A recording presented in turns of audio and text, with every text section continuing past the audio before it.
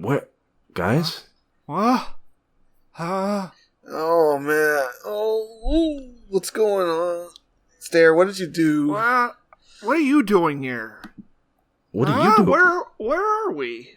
It would appear we're in a dank basement. Stair, why did you put us in the dank basement? You know I can't tie knots with these chains. Yeah, we're... Oh, you're tied up too. Okay. I'm This chained is up, actually but... very surprising. Stair's chained. He's got... Your hands are bound, which is odd, because my legs are bound, but I can move my hands. And these are very fancy knots that I am not capable of doing. Especially while being tied. And Kyo, you seem like... It seems like they tied your, like, drawstrings together.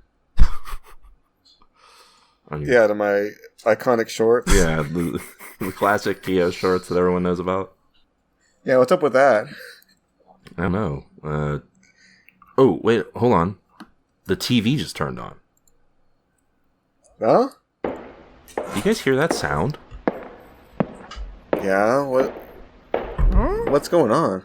Well, I can't turn around to look. Dear listeners, to a sinister installment of the TV Tuners podcast. I'm your malevolent host, Dark Swanson, and today I hold 3 unsuspecting souls in my grasp. Swanson, Kiorein, and Stairmaster. Locked away in the depths of my cellar, they will endure a fate worse than death itself, for you see, I have prepared for them an unending marathon of Gundam programs. Yes, Gundam, the very essence of their torment. They will witness the clash of metal titans, the cries of war, and the deaths of despair as they are engulfed in a whirlwind of mecha mayhem. Oh, the agony they shall endure as they are forced to analyze each episode, dissect every plot twist, and confront the existential questions that plague the Gundam universe. So, dear listeners, join me in relishing their suffering as they embark on this harrowing journey through the vast expanse of Gundam lore.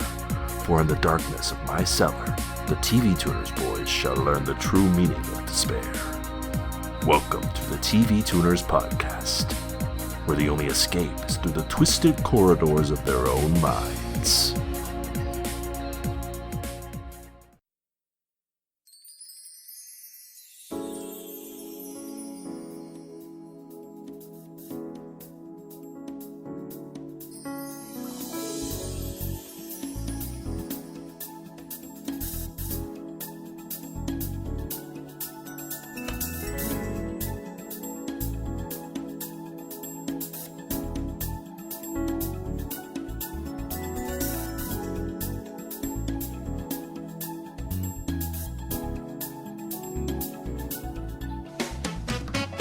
Hi there, folks, and welcome to TV Tuners. It's a television podcast for the true fanatics. It's a weekly dive in the latest in TV news and reviews. I'm your host, Swanson. With me, as always, is my co-host and guy who's going to set the world right. He's going to teach them how to not war anymore. I am Gundam. In a way, I guess you are sort of a shadow figure. You do have a gun, and we saw you with a gun. With us, as always, of course, is our other co-host and guy who's been sent to investigate Earth, see what they're up to, what they're doing. The tourist. Just a tourist going around looking for a Turn A Gundam. I just like Earth. This is a real swell place. I think it's neat.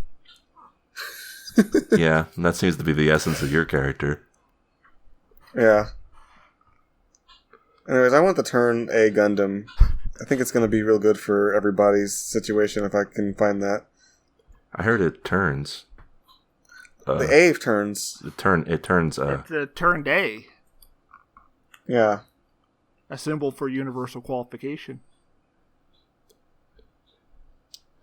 Welcome to an exciting edition. We're here It's episode 200, and once again we are trapped in a cellar. Or perhaps a basement or a sublet. I'm pretty used to it. It's really not that different than being trapped in a TV tuner's house. It's warmer. It is warmer, which is concerning because cellars are usually colder than the upstairs. We have the boiler down here. Yeah, I guess there's a boiler somewhere. That's probably why it's still dry. The air, I mean, not the. I mean, assuming we're in the TV tuner's house, I don't know where we are. There's no windows in here. We just have this TV screen that... and some microphones. Yeah, TV screen, some microphones that are sort of hanging from the ceiling. And there's some weird pipes. Yeah, there's a lot of architecture around us, but it's sort of like that one part of Super Mario Bros. 3. You know the one. You mean the world where there's like a lot of pipes, and there's small pipes and big pipes? Yeah. And... Pipe World. Anyway, we are going through a sort of gauntlet here of Gundam shows. Although the TV Tuner's Gauntlet? That's what I've been told, although I'm not... I mean, we were just sort of shown these programs. I'm not quite sure what we're supposed to do with them, but... I think we're supposed to... Talk about them. Yeah, talk about them and then tune in or tune out on each one. And maybe even put them into like a tier list. Yeah, that sounds like a great idea, but I wish someone would come on like a TV and explain the rules to us. Or maybe we could hand out some awards, like best of. Ooh, worst of. Best, best of, worst of. Hey. Coolest rival. I feel like we should keep it positive while we're locked in this dungeon. Oh, hey, look at the TV. Best Char ripoff. Oh, what? Greetings. That guy looks familiar. Swanson. He looks like you. But he's in black. It is I, Dark Swanson, your tormentor. Here to give you the rules for the Gundam Gauntlet. Okay. I mean... You pretty much got it already. Oh, thanks. Wait, but Stair wasn't all correct. There will be best and worst. Oh. I believe in the negative and the positive. You believe in perfect balance, Dark Swanson? That's correct. Huh. Okay. There are more revelations to come, but for now, play our game. Discuss your Gundam. Are we in any kind of danger right now? Only if you don't play the game. Well, I think I can watch Gundam. Like, that's not really a big deal. We already did. So, the hard part's already over. We just gotta talk about it. Now you must analyze it, and at the end, rank the four series you watched. Okay. Yeah, that sounds also, easy. do your thing. Do your tune out, tune in thing. Okay. Okay.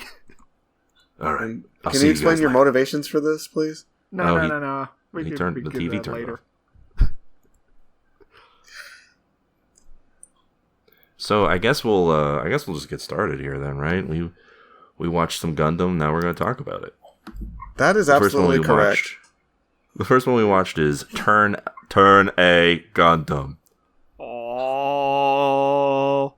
I love that they have to have a guy say the name so that people know what it is. I wouldn't have known if they didn't say it. And for some reason, they picked a guy who sounds like he's one of the Kennedys.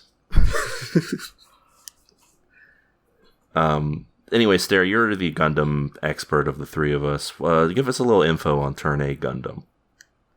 Well, this was basically a passion project by the director of the original Gundam series, Yoshiyuki Tomino, who basically came out of retirement after self-institutionalizing himself due to depression from Victory Gundam's production.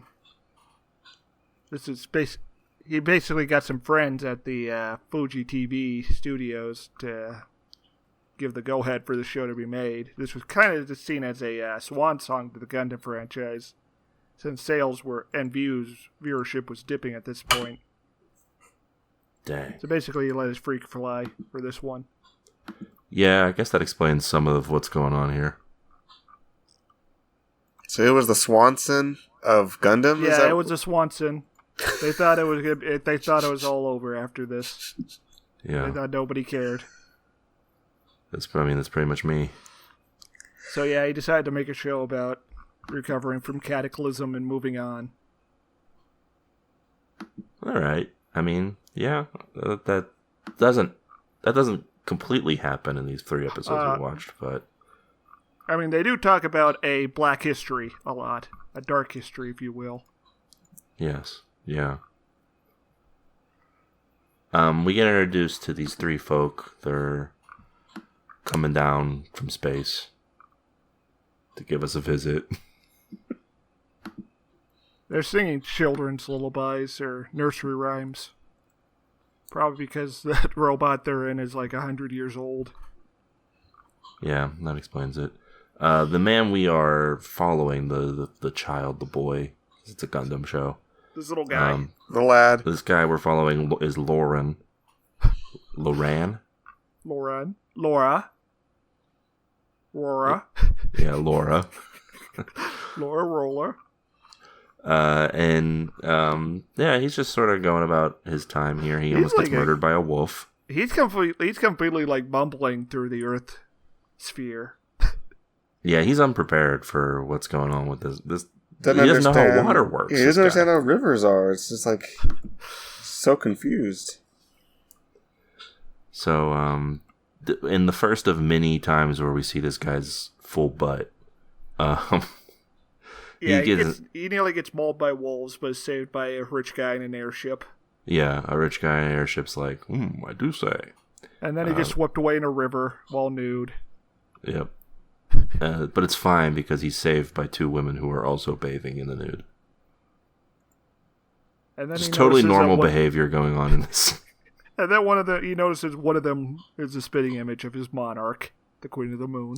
Yes, Moon Queen. He's like, huh? He's taken to their rich people estate. And, yeah, because the guy in the airship thinks he's hot, he gets the job of being a driver. Pretty much, yeah. Although the guy in the airship also completely continues to neg him by calling him Laura. Yeah. Which is intentional. Yeah. The Tomino did say in The Healing Power of Turne, the book about the production of the show, that he wanted to explore themes of homosexuality because it was the new millennium. And this was his idea of it? That's what, yeah. A guy who's so closeted he's not even aware of it. A guy who's so closeted that he'll call another man a woman's name just so it's okay to be attracted to him. Oh, he thinks that he should be a Laura. Right. Yeah, but Lauren is only mildly just like okay, that's not my name. And also, anyways, moving 4 on. episodes from now, 4 episodes from now, he will make him dress up like a woman. Of course he will. Yeah, okay, that makes sense. We get a sequence here where we just encounter a regular ass ceremony, guys. Just a normal ceremony where people are carrying a wooden idol. Oh yeah, didn't we mention it's the 19th century? I think the airship. It's the 19th century and also the future. Again, they talk about a dark history. Put clues together. Yeah, so I guess the idea is that Earth has like completely has become retrograde or something. Yes. Like I feel like that is the impression. They're back in time. So anyways, we get this weird Native American ceremony where they're carrying a wooden idol up the mountain. Yeah, and everyone's like stripping and Lauren is not allowed. No, not allowed. And everyone's like, who gets to be with the queen or whatever the fuck. Just totally normal stuff. No eyes wide shut shenanigans going on here. It's actually more Midsommar, I guess, but they're having a normal one. Lauren starts working as a chauffeur, and also he's like taking like flying classes or something. Oh yeah, she is. Sochi is one of the women he met in the river. Yeah, she And has is also low-grade. attracted to him. But she's the one who's negging him constantly. Yeah, true. Yeah, Gwen is very polite to him, except for the gendering. Anyways, for some reason the country they're in is forming a massive militia. No reason. And every time it seems to come up and to them, they're like, huh, strange. Oh, well, I guess we're going to go to war with those guys across the ocean. Yeah. Anyways, so Lauren is driving to the city, and he meets his friends, and they talk about stuff. Right, yeah. They have a meeting about what they learned about Earth, and it's implied that they've been sent here for a reason, but they don't really say what yet. And they talk about the giant robot they came in that they buried up in the mountains. Yeah. You guys ever bury a robot? Seems like hard work. Oh yeah, this robot is not the Gundam, by the way. No, this is a different robot that doesn't show up. I don't think. This is like a guy with no eyes sort of robot. Yeah, this robot has yet to actually come out of the ground.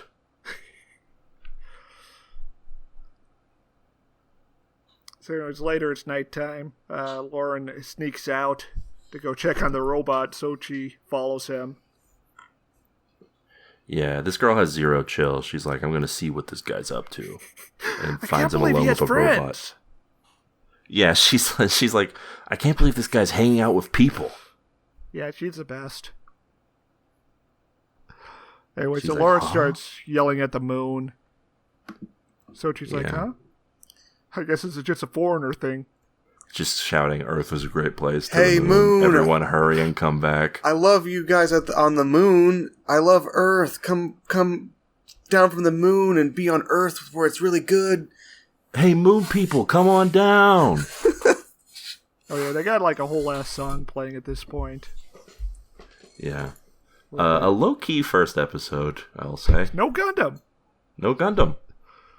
I mean, no Gundam. Spoilers for the other two episodes. No straight up Gundam fighting. All the Gundam does in these 3 episodes is shoot once.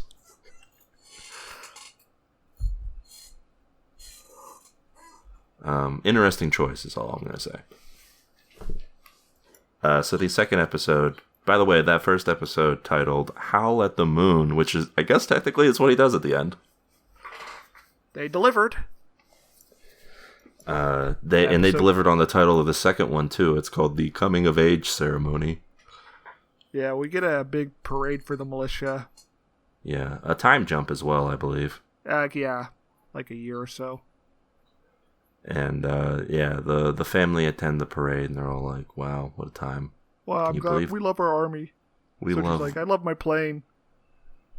We love our giant army of people. Yeah, they got these giant Studio Ghibli ass planes, by the way.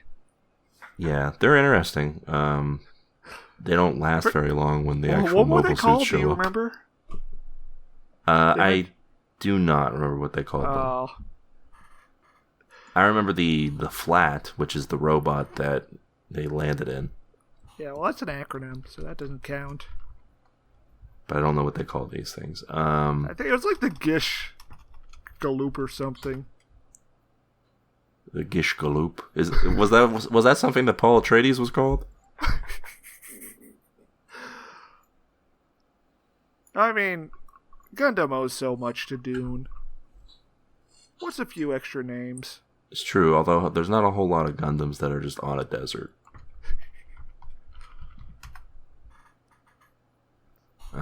So yeah, they're like, wow, what a great time. They talk constantly about how the coming of age ceremony is happening for Lauren. Yeah.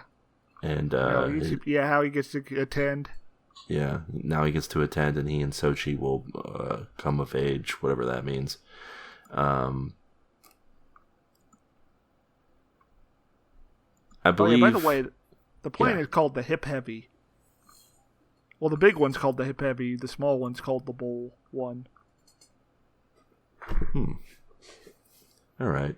I mean, not the names not like cool names like I thought they'd be. I mean, they're cool, I guess. Well, they're not nonsense. They're not. They're not wild names. So on Lauren also meets up with his friends, and he's like, "Yeah, the moon people should be coming soon, right?" They're like, "Yeah, it's almost time for the return."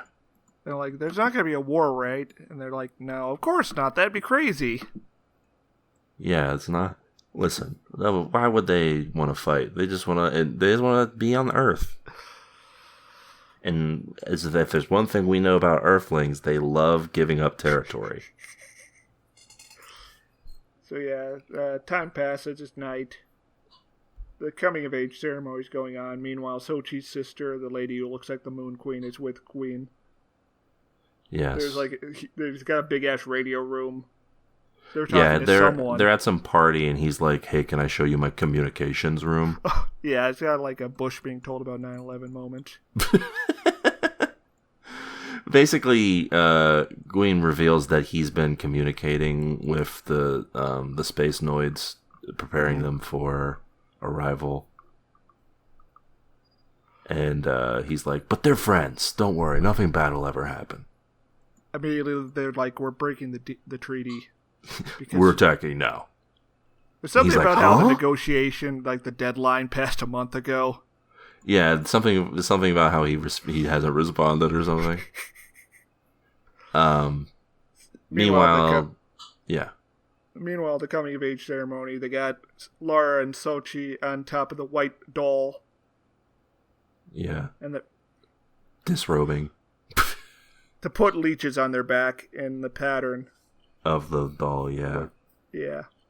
And just a lot of weird awkwardness between the two of them, being like, "All right."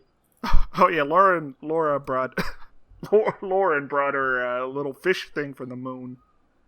Yeah, whatever this is, but it's a little fish. It's there to cover up his junk, but yeah, it's convenient. It's his favorite fish. It's like a little necklace. Stare. A little fish on a necklace. Stare. What's the story with this fish? He brought it from the moon. That's it? Yeah. It's a cherished keepsake. Okay. He couldn't bring anything else. Does he keep it for the whole show?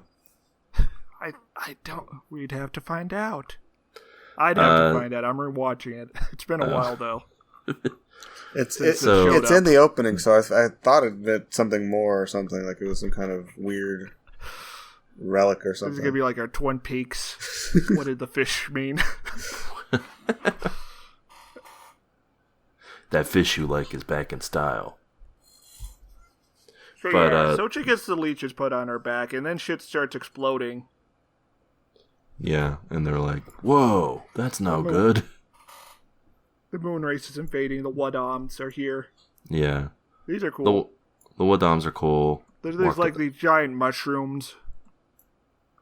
With the just sort of running around. They don't really have arms so much as they just have long legs that just sort of will whip around. The surface of the white doll crumbles away to reveal a Gundam? Gundam? A Gundam with a mustache. What's up with that? What's the story? So, now, Stairmaster, you can elaborate on this. I do have a little bit of a story. Okay, good. That they, for Turner Gundam, they got famous visual artist Sid Mead to do the design. And he made a mustache Gundam? Yeah. And they were just like, man, good. Yeah, well, I mean, the dude worked on Blade Runner, and he worked for Ford. Yeah, you gotta trust the process. What do you think of this Gundam design, Stair? I like it. I think it's fine. The mustache, as far as we know, in these 3 episodes, serves no purpose. But I still think it looks better than, spoilers, it looks better than the Unicorn Gundam still. Oh, wow. In my opinion. The mustache is the fin, the V fin on the regular Grandpa type Gundams. But what is it? I mean, I understand what the V-fin does. What is the... It's like an antenna, I think. I guess it still works, even if it's if it's lower on the head of the Gundam. It makes a little bit more sense because a grazing shot won't amputate Destroy it, yeah. And if it does get hit head on, the rest of the head is doomed anyways. Yeah, makes sense. Yeah, so they fall into the cockpit of the Turn A Gundam. Sorry, Turn A Gundam. The white doll. And the Gundam, automatically fires its beam rifle at the Wadam. Yeah. And immediately melts after one shot. There's a lot of just, awkward, we're both naked at this one moment in time stuff going on here. Yeah. Is it next episode where Sochi lands on Lauren's dick? I believe it's the next episode because he's like, I can't move right now. But yeah, they land in the cockpit and the gun goes off. I think that's kind of the end of the second episode. Oh yeah, these are some big beams, by the way. The Wadam melts the city. Yeah. Not even hitting it head on, it just fires down the street and everything around it melts. They're also blowing up these planes just because they're annoying. Yeah. They're literally these planes show up and start attacking, and it does nothing to them, but they're let's blow them up anyway. It makes them get racist.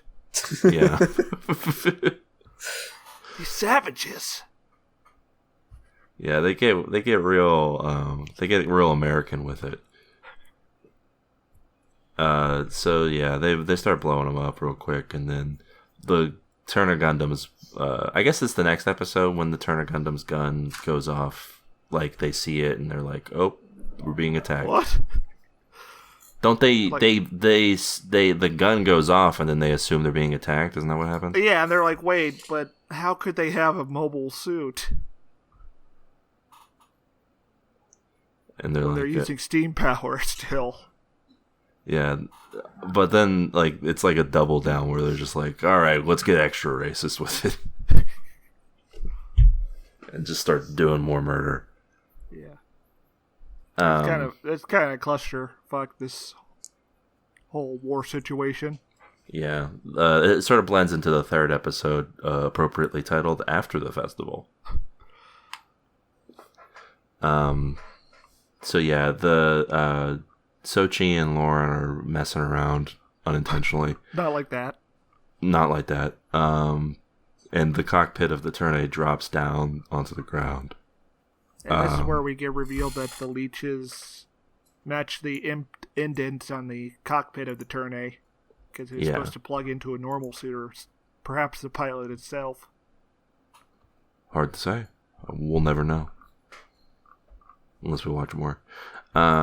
Yeah, the Moonrace continues to attack, and Gwen's like, "How could this happen?" This isn't my fault. Yeah, he's a real. Gwen's like a certified himbo, I think, at this point. It's safe to say. The dad, the patriarch of the girl's family dies. Heim family's dead. Well, yeah, it's Gundam. A parent has to die. Otherwise, are we really watching a Gundam program? So she melts down. Yeah. Not happy. They meet some, scientist people. Oh, yeah, right? they meet the Frog Hat guy and his assistant.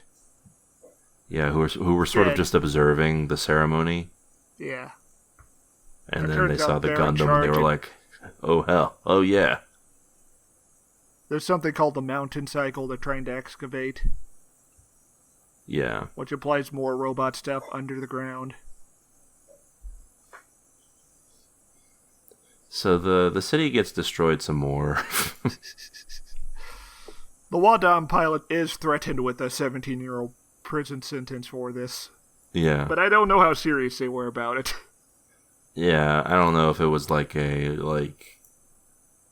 you weren't on you have plausible deniability, so we don't have to actually give you this sentence type of deal, or Who knows? her body camera wasn't on, so she got away with it. So they, Loran and Sochi, with the help of these two folks, sort of... They hide him in a valley. They hide the Turner Gundam in a valley. Yeah, they hide the Gundam, and then they return to the mansion where they find that the Lord has passed. And there's some drama. There's some drama. Some people are getting blamed. There's a lot of upsetness going on here. Yeah, a lot of upsetness. A lot of people having emotions about things. As often happens when people are perished. Lauren somehow finds time to hang out with his other Moonrace friend. Yeah. They talk about baking. Yeah, they talk about how his friend wants to own a bake shop at some point. And then Lauren goes to investigate the Turner Gundam. Oh yeah, there's a little Kindle with the instruction manual in the... Oh yeah, that's what he takes this like Kindle instruction manual with him. And, like, figures out part of it, like, pretty quick. Yeah. Well, remember, he does pilot the robot in the first episode. Well, yeah, and his friend is like, wow, you figured that out very quickly.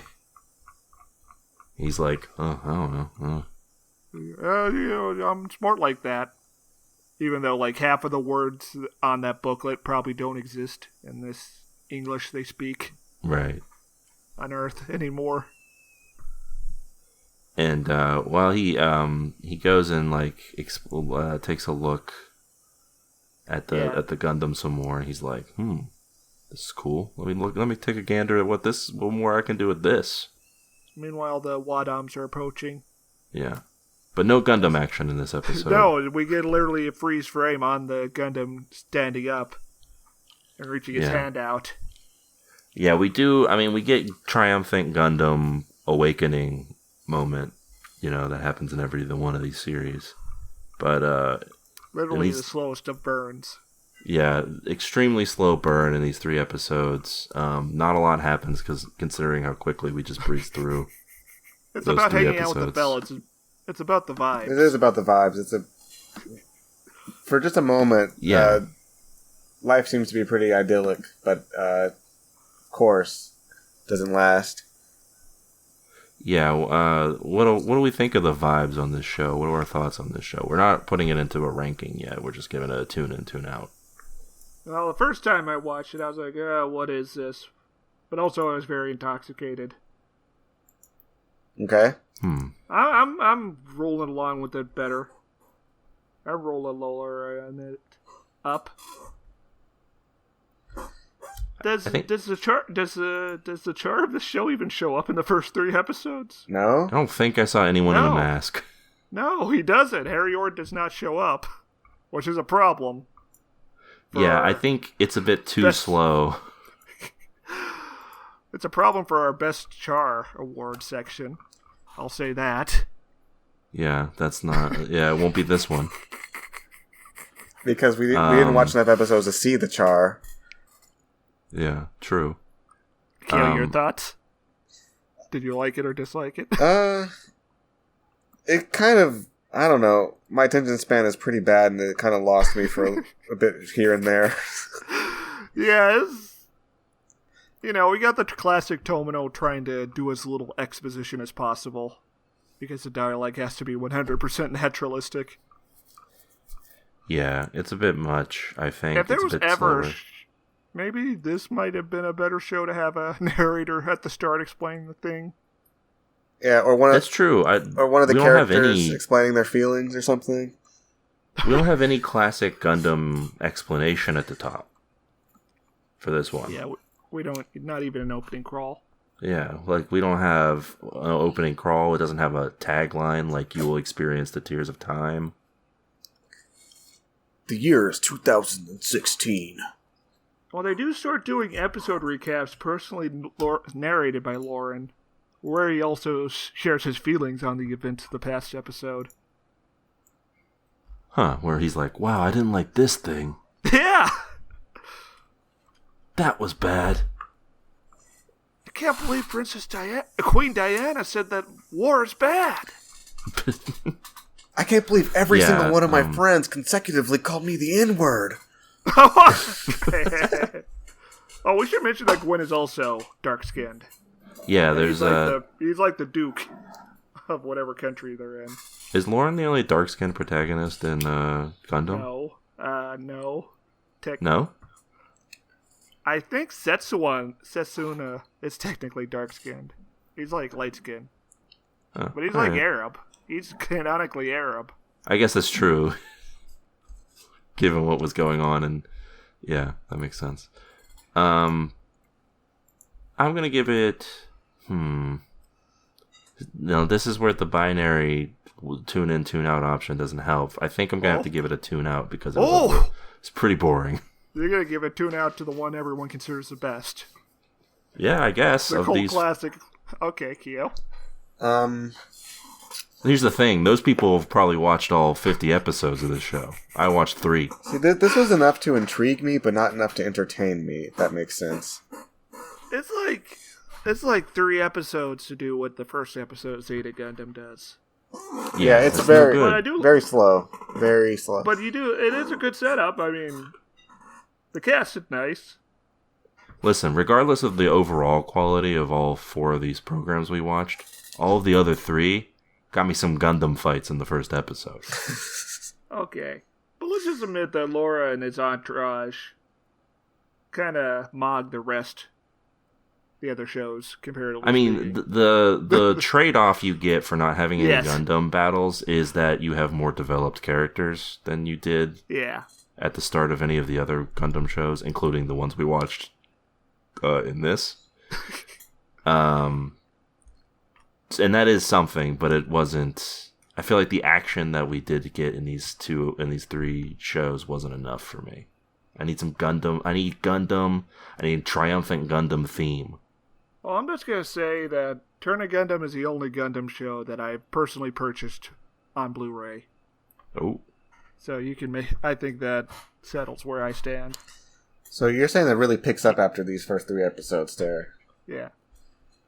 Alright, you know what? Stairmaster is like really going to bat for this program. Well, I'm gonna He's like, I think Stair's ready to take a bullet for Turn of Gundam, and if I do tune out on this, he's gonna take it in stride at the moment, but later on he will find a way to get revenge. So I'm gonna give this one a light tune in because it is interesting.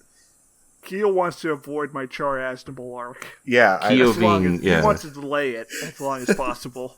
Keo is afraid of you like you have family members hostage, like this is Shogun. I am deeply fearful of what Stairmaster is capable of if he has the right motivation.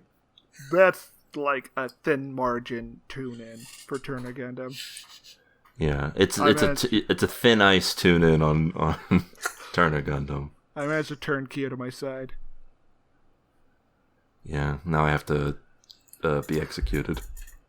Well, I got a fate worse than death for you. We get to talk about Gundam Seed now. Yeah, you mean Gundam Redux?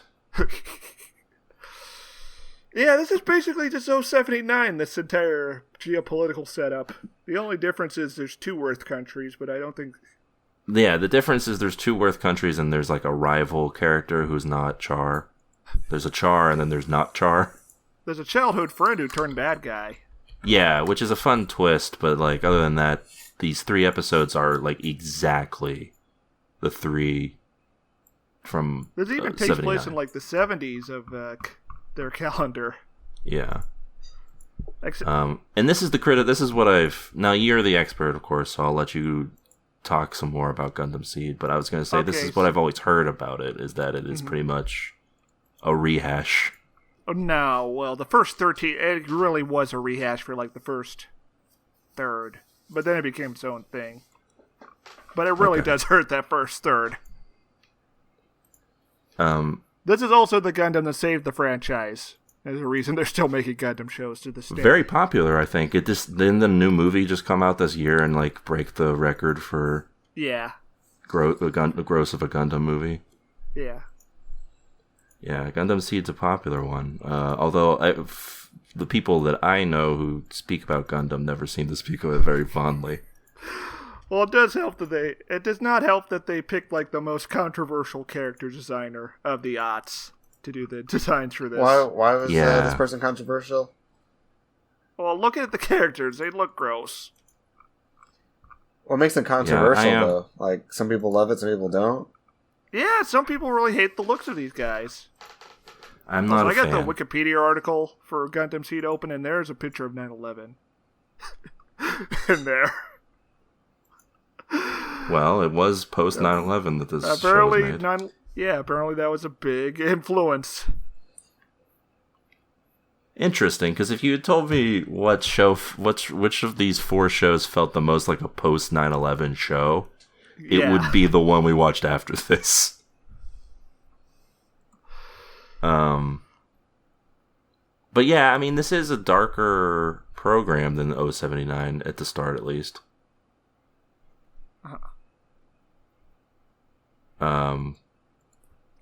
Yeah, we get a lot of the Gundam trademarks. More morally ambiguous. Yeah, allegedly. True. We got all of your Gundam favorites are here. There's a guy, a reluctant hero. There's a guy in a mask. There's someone who turns out to be a woman. Yeah, I get hyped whenever I see Char appear on screen, but it's not Char.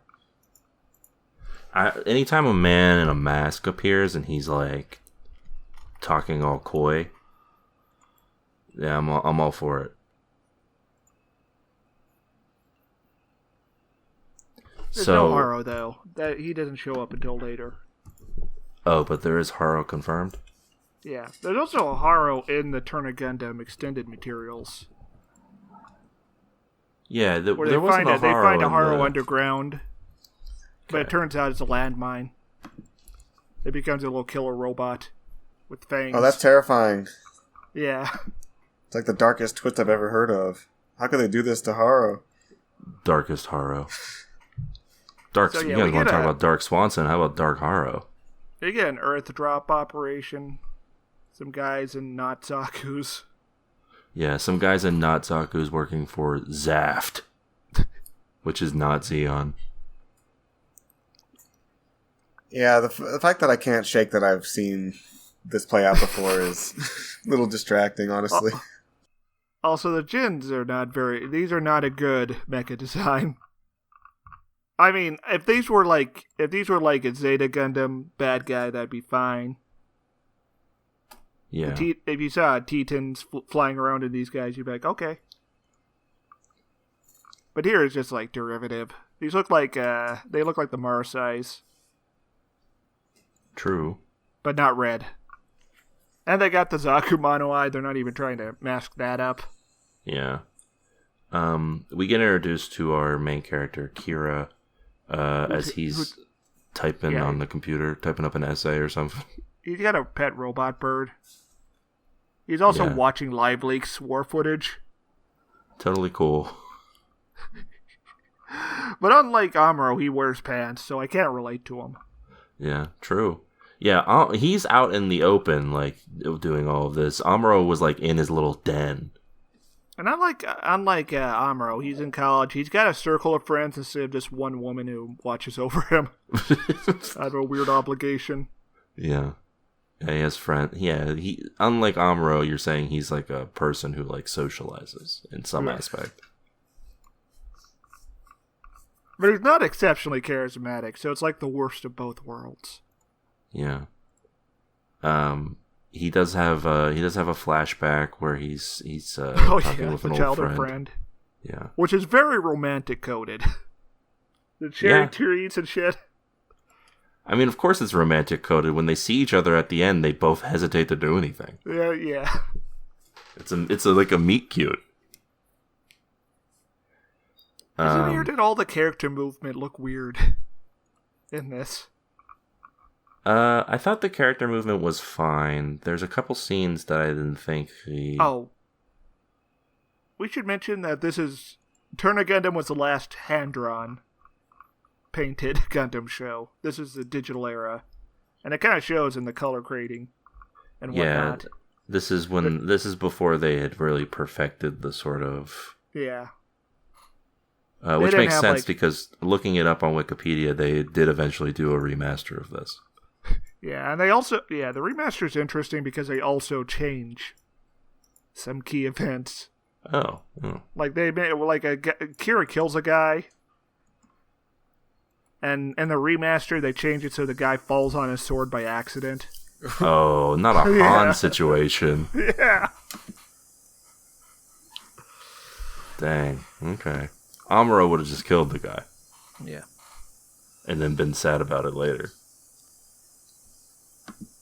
We get introduced to Nuchar. Nuchar's here. Who this? Yeah, raw corset. Yeah. I will. Hey, listen. I'll say this. What Gundam Seed has that Turner Gundam was missing, some truly Gundam ass names for some of these people. And this guy is literally just Char. It's a blonde guy with a mask that covers his eye and forehead. Yeah. And True. he's voiced by the understudy to Char's voice actor, who has on occasion substituted in for him. Well, there you go. What's this guy's name again? Ra Lee Crusette. Yes. And in the sequel show, Char's voice actor voices the bad guy. I like it when they say all their There you names. go. I'm like, wow, look at all these names. Yeah, we don't get anybody quite as like the most wild names are saved for the last two shows, but but we do get Lou Flaga. Yeah, Lou Flaga is great, especially when him and Rao are battling, and Ra just keeps going Lou Flaga, Lou Flaga. Well, they literally have a new type moment in the second episode. Like the actual flash and the little. I was hearing so much Flaga that I was thinking I was playing Resident Evil 4. Well, that's episode 2. So, anyways, the Djinns show up to attack the colony. Yeah, like in Gundam. Yeah, this is where we realize that the soundtrack of this show sucks.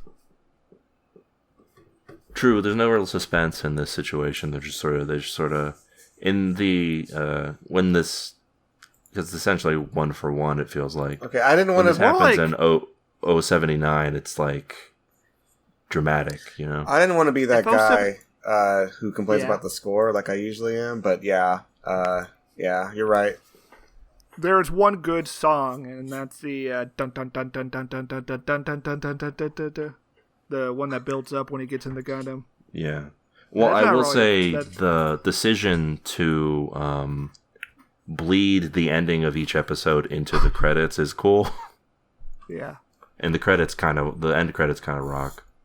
Oh, so anyways, yeah, just a few things. So yeah, the Zaft is attacking. The entire colony's getting fucked up. Everyone's running to shelters. Oh yeah, there was a lady who's wearing a hat this whole time that snuck into Kira's college. Yeah, and he's like... when the hat falls off, he's like, "A woman?" Yeah, that's the one thing that Seed has two Saylas, I guess, 2 Gundam princesses. Yeah, listen, hey, why do one? They get caught up in the battle because unnamed woman is making her leads Kira to the hangar. Yeah, Kira essentially throws her into the last available safety pod. We also get a scene of the show's Bright. What's her name? Miguel? Is it? No, that's not Miguel. Miguel, our intern? Mura Rabius almost lights up Kira and this lady. These college-age students who are unarmed. She's like, huh? Civilians? After putting the lady in the shelter. How does Kira get... Oh, yeah. Mura gets shot. Kira goes to help her. Yeah, and then the scene cuts to, neon for some fucking reason. Yeah, Aethron is going to stab her with a knife. We get chroma key. This is fucking dumb. Especially because in the next episode they just show it regular. Yeah, that was very distracting. And so he's gonna get stabbed immediately by this guy, and then they realize that they know each other. They're both the friends. They're friends. They're his guys. I'm your friend. He runs off. He gets in the Aegis. Yeah, and he sort of goes off. And Kira gets in the strike. We get a cool scene of the Gundam getting up in the fire and flames. What I like is he doesn't really so much get into it as he's just thrown into it by her. Yeah. And then she jumps in, and we get... It's probably the coolest scene of these 3 episodes. It's the Gundam coming up in the flames. It's cool. And it bleeds right into the end credits. I think that's a fun bit there. This first episode, by the way, called False Peace. True.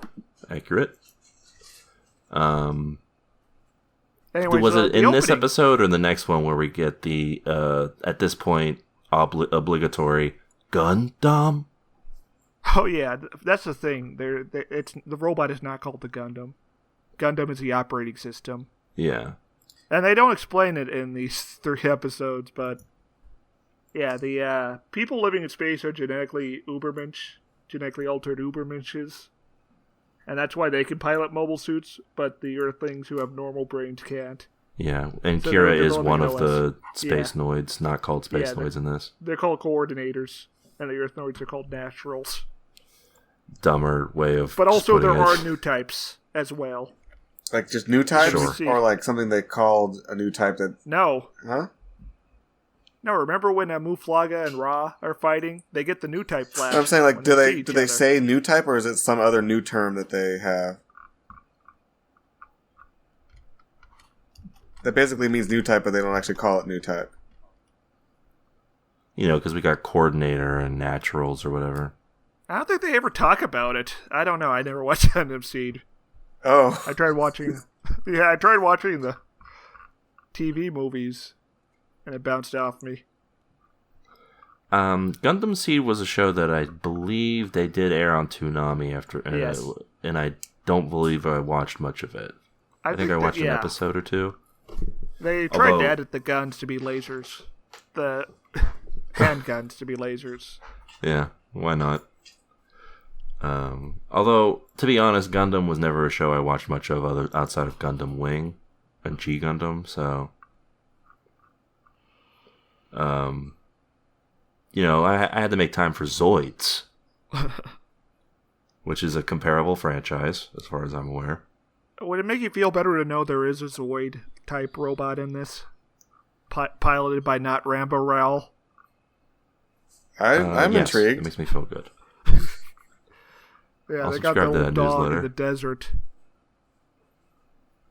This second episode titled, Its Name, Gundam. Yeah, episode 2, the Gundam still hasn't fought yet. Even though they're doing a 1-for-1 with the 079 scenario. It's true, because technically by this point, Amuro's already blown a hole in the space station. Yeah. Yeah, so Zath steal 4 of the 5 prototype mobile suits. They leave. There's a battle. There's a bit where Kira is sort of taking a back seat and just like watching this lady fumble around with one arm, pretty much. Maru. Yeah, But Maru is. Yeah, but she's got a gut. Yeah, she got a bullet in her arm, and the OS wasn't finished, so he has to program it. He reprograms the entire thing. Yeah. Also, the phase shift. Yeah, nah. Phase shift like the magical shield that the Gundam puts on? Yeah, I think it's lame. I don't think it's a good effect. Yeah, it doesn't really... I don't know, it's just like, what, the colors kind of change? Yeah, it's not... Yeah. It's an excuse to have the Gundam be red, white, and blue in universe. Yeah. Have a diegetic reason. It's all right, I guess. I don't know. It's whatever. Don't care. Not impressed. Yeah. Not impressed. You're gonna have to do better. If I saw that in the battlefield, I would just cross my arms and say, "That's the best you could do," and then I would get exploded by some kind of beam weapon. You'd get exploded by it, and then you would go, "Ugh!" I'd say, "What? No!" Sort of word. Yeah. So, anyways, you'd be dead. shows. So yeah, Athrun is getting out of there.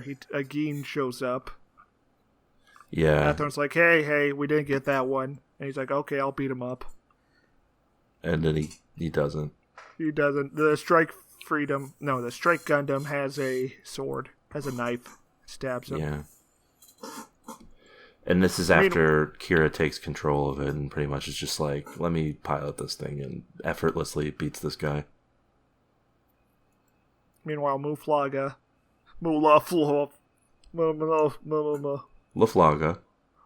and Ra are having a cool space battle inside the colony. Yeah. What was it? Yeah, they don't have... The Federation does not have mobile suits. They just have these space planes. It's a fun battle, though. Yeah, these space planes are cooler than the ones in 079. Yeah, and we get a lot of Rao being like, Muflaga, La Flaga. And so eventually... we get a shot of a generic Earth Force ship. That isn't the main character ship. It looks like a turd. This is big brown splosh. I don't remember this. But because it's only on screen for like 5 seconds and it doesn't look good. I'm going to take your word for it that there's a turd ship. It gets blown up like immediately. So LaFlaga and Rao make it into the colony. And meanwhile, they've managed to take the Gundam to a circle of his friends. Of Kira's friends. Do you remember what his friends are called? They have names, I think. Sai, To, and Kuzi. Yeah, that's right. Sure. There's also the popular girl in episode 1 named Flay. I only bring her up because she's racist, and that is an important plot point. Going forward. Alright. They all do seem equally shocked when they find out that Kira is a coordinator or whatever. Well, that's episode 3, I think. When they get to the ship. Right. This is a very slow show. I would argue this show is slower than Turn of Gundam, despite having fight scenes. Yeah, I mean, I guess it's technically... It would be 1-1, maybe. The reason that this one feels a little less slow is I do get some Gundam action. So it helps. I can see the Gundam do something. Yeah, but besides Muflaga, who are your guys? Who are your guys besides them? Are you really cheering for Kira? No, but his friend seems cool. Athrun seems cool. Yeah, but he's the bad guy. Okay. Yeah, he's a bad guy in the way Vegeta's a bad guy. Okay, you're right. Yeah, so Kira and they land the thing, and she's like, "I'm gonna take Maru, right?" She's like, You guys are all essentially my hostages, because yeah, prisoner. You're prisoners, and they're like, "Hey, we're in like a neutral territory." She's like, "Nah, no, hostages." And she's like, "You guys are gonna help me get this thing ready to go, and that's gonna be that." Meanwhile, what's this other lady who has survived a lot of everyone else sort of dying? Is she the Bright Noah of this, or is this Maru? No. Is Maru the Bright Noah? Maru is the Bright Noah, I think. This is Natalie Bad Girl. Naturi Bad Girl. Oh, that is a... She's a... Natara. That is a choice... A natural bad girl. That is what I'm hearing. A choice Gundam name, no matter how you butcher it. Yeah. It took me a while. Natari Bad Gorilla. And this isn't even the show we watch with the most ridiculous names. No, that comes later. Yeah, she's the only survivor, or not the only survivor, but she's the highest ranked survivor. Yeah. And so she takes command of the ship. That's definitely not Bright Noah's ship. I mean, the Archangel isn't like a bad design, I would say. No, it's fine. I think it's better than the White Base. The White Base isn't really that good of a design. I'm not saying they look alike. I'm just saying that the Well, yeah, it's the White Base. The results are the same, and yes. the reasons for the crew becoming the crew is the same. Oh yeah, all the test pilots were on the bridge when it got blown up. Yeah, something about they were having a ceremony or something. It's kind of thrown away. Celebratory goon sesh. Congratulations on making it this far, test subjects. Now let's get to gooning. Yeah, so I have in my notes here that this guy, which is referring to Rao, I think, this guy is charring so hard because him and LaFlaga are going back and forth. Mm-hmm. It is a real char admirable shit ass back and forth that he's having with this guy.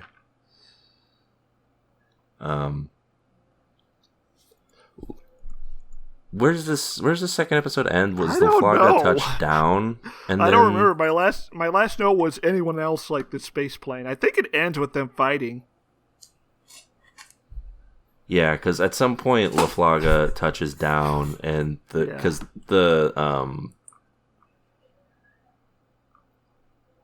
Kira gets in the Gundam again and has to fend off Rao. Yeah, and the Archangel shows up to do it for him. Yeah. And so they all get together. This is the third episode, Collapsing Land. Which, sure. It happens. Maru becomes the captain of the Archangel. LaFlaga comes up and is like, "Huh, so you piloted that thing, huh? No problem? You must be from space." And just says it in front of everybody, and they're all like, "Huh?" Space. And Kira's like, and all the soldiers much. point guns at him. Yeah, all the soldiers are ready to just murder him. And the only reason they don't is because this lady has taken command. And she's like, "No, don't do it." And after all of that, LaFlaga's like, "Sorry, I just wanted to know." So yeah, we find out that Kira's some sort of space boy. Back on Evil ship, Rao is like, "Yeah, we're gonna capture that thing one way or another. Let's send out the team." And Atherin's send like, out more Zaku's. "Yeah." Atherin's like, "I want to do it too," and he's like, "Nah, not you." He goes without saying anything, I thought, and Ra's like, "Haha, what a delightful turn of events." Well, yeah, Rao was like, "Why would you do this? You don't even have a Gundam, because that's not you don't have one." He's like, "I guess I'll stay here." And then he does it anyway, and they see each other later, and he's like, "Haha, what a rascal."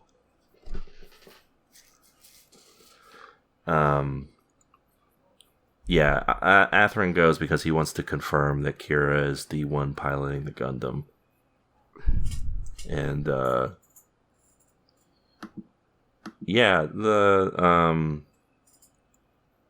we find out that everyone's sort of reacting to Kira being a space boy, and they're all like, "I don't know what to think about my friend being. I'm feeling very racist right now." I'd be mad jealous of his sick computer skills, though.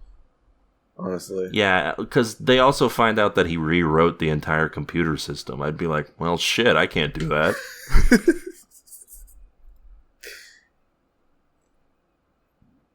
But yeah, I'd be like, this guy was supposed to be my peer. The most collateral damage ever happens. Yeah, the Zaku's attack. We have the whole shooting a hole in the space colony thing, right? We have that, and then we have like the most perfect bullseye when they shoot that cable.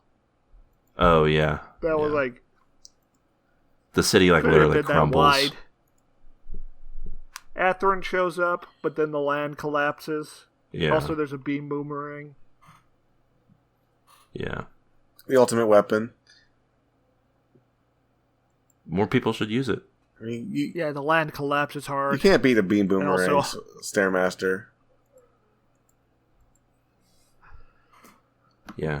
You ever thought what would you do if that happened to you? If someone threw a beam boomerang at you? I would gawk at the boomerang coming towards me, and then I would die. I would duck, and then I would laugh at them. Oh. I would try to catch it with my fingers and have them cut off. Big mistakes, guys. See, at least in my case, it would just be a moment of defeat. You guys would be a moment of humiliation as well. Yeah. I would be like, ow. Especially Stairmasters. Like, Swanson, his finger's getting cut off. That's like, maybe he had a shot of catching it. Who knows? But Stair, it's like, that's just like a rookie mistake. So. Like, you should know the boomerang's going to come back around. What were you thinking? Yeah, listen. Anyway, so that's Gundam Seed. Yeah, has that sewn anything in you? It was fine. Oh, okay. Bold. I have no strong opinion one way or the other. It definitely was a lot of deja vu in these 3 episodes of like, hey, I vaguely remember this happening with other characters who were maybe more interesting. The show at this moment doesn't do a whole lot in terms of... It does a lot to set up some interesting directions. I like the idea of Kira and Atherin's relationship.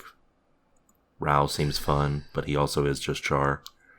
They also had They made the mistake of playing music to make me feel something instead of making me feel something by having me care about what's going on. You guys notice that? Yeah, true. I want to see this. I want to see what this LaFlaga guy is up to too. Yeah, what is he planning? It seems like it's like if they brought in Sledger Law earlier. Which might have been a good choice, but no, I'm just annoyed by this show. It's fair. I mean, the animation, the designs of these characters is kind of not great. And the giant robots aren't that good either. I like Aegis Gundam. The designs of these characters is kind of like proto Code Lyoch. Yeah, I was thinking talking about Code Geass, Swanson. Code Geass, yeah, that's what. Oh, they're gonna roast your ass for that. Well, what if I edit it out? What are you gonna do then, bitch? Wow, Swanson's like God in this sphere. Yeah. He can make us say whatever he wanted. Swanson allow you to edit?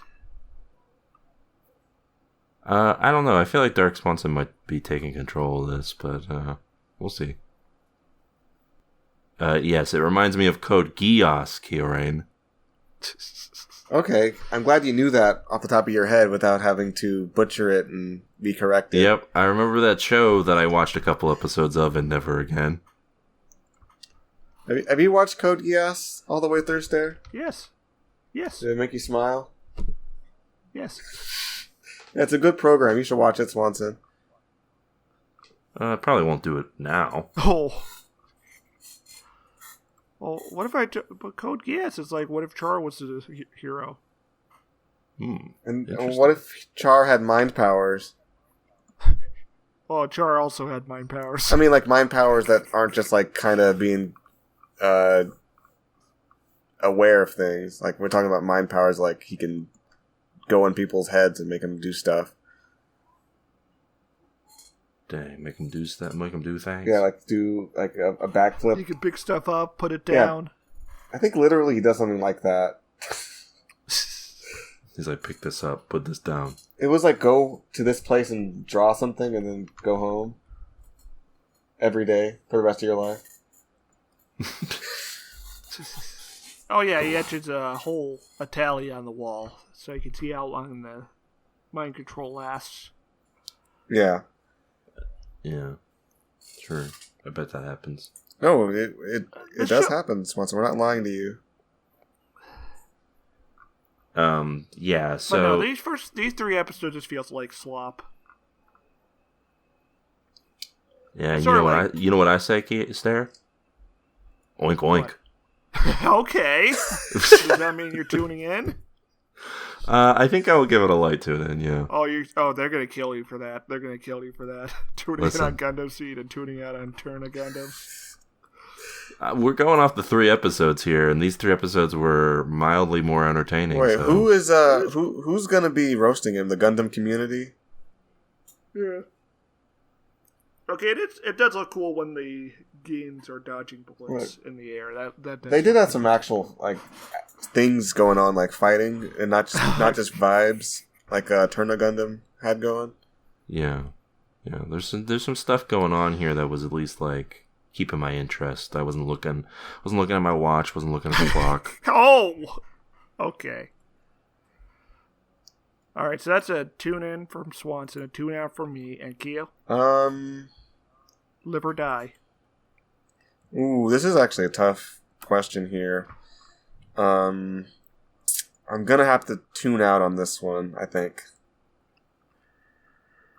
Interesting. All right. I don't like the control that Stairmaster seems to have over Kiorein's decision making in this. No, maybe I'll just be silent for the rest of the episode. Would you like that? There were just some moments in this program that just really took me out of it. Okay, consider this. Gundam Seed has one song that's kind of cool. Like, literally every song from Turn of Gundam is stuck in my head at some point in the day. Mm-hmm. Like, I'll be lying in bed and my head will just be like, dun, dun, dun, dun, da, da, da, da, da, da, da, da. I've considered it. Okay. And it's changed nothing. Okay, let's go to Gundam 00 then. Alright, now we're eating good, fam. Now we're eating good.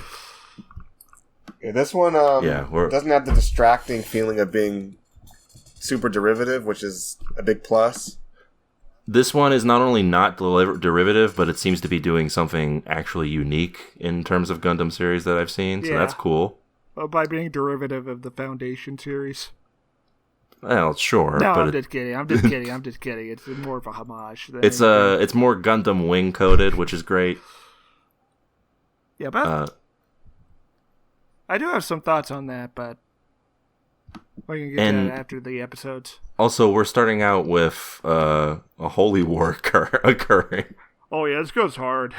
Yeah, it's great. We're starting out immediately, like pretty much with a child from the soldier. jump, being like, "This ain't your daddy's Gundam." Child soldier running around in this battlefield. Can you get some guy in the loudspeakers talking about the Holy War? Is that a recording, or is he just that passionate that he's just repeating himself over and over again? That's what I really want to know. I'm not even sure if it's diegetic or not. I guess it is, since he's reacting to it. Yeah, it's something in the sky, right? Maybe he's flashing back to us. Maybe he's like remembering. I swear they have a shot of a radio where this is coming out of. Am I crazy for perceiving that in this?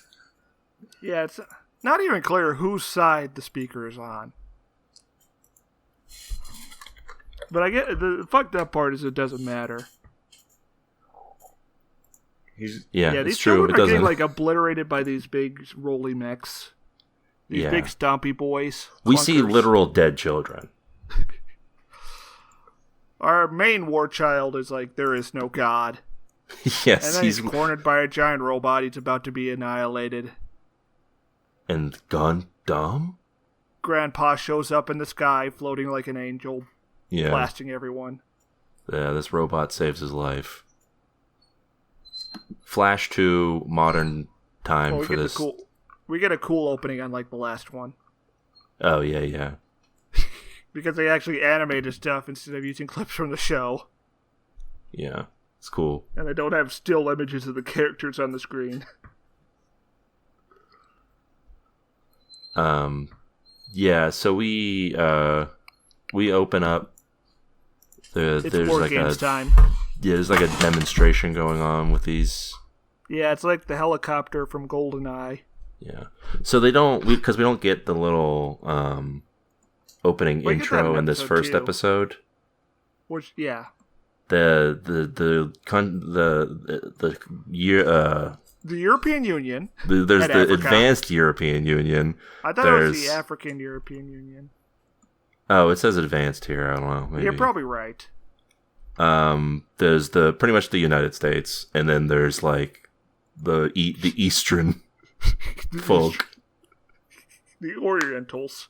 Yeah. Well, it's like China, Russia, and like a bunch of other. Japan is not aligned in this timeline, by the way. Yeah. Did they like sink or something? No, they're just not in. They're just not aligned. Makes sense. But yeah, so they're showing off their new mobile suit.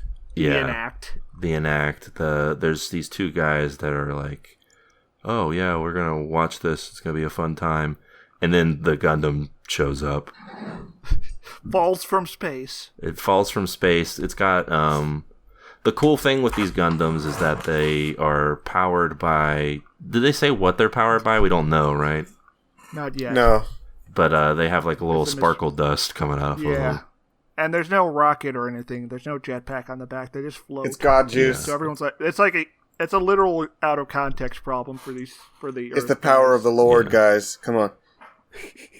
Well, yeah, they're holy warriors. Yeah, we get the EU pilot Patrick Colasar bragging about himself.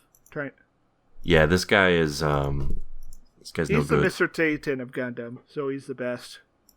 Okay, that's good. That's better than who I thought he was. Who? What'd you say? Triple H? Yeah, I thought.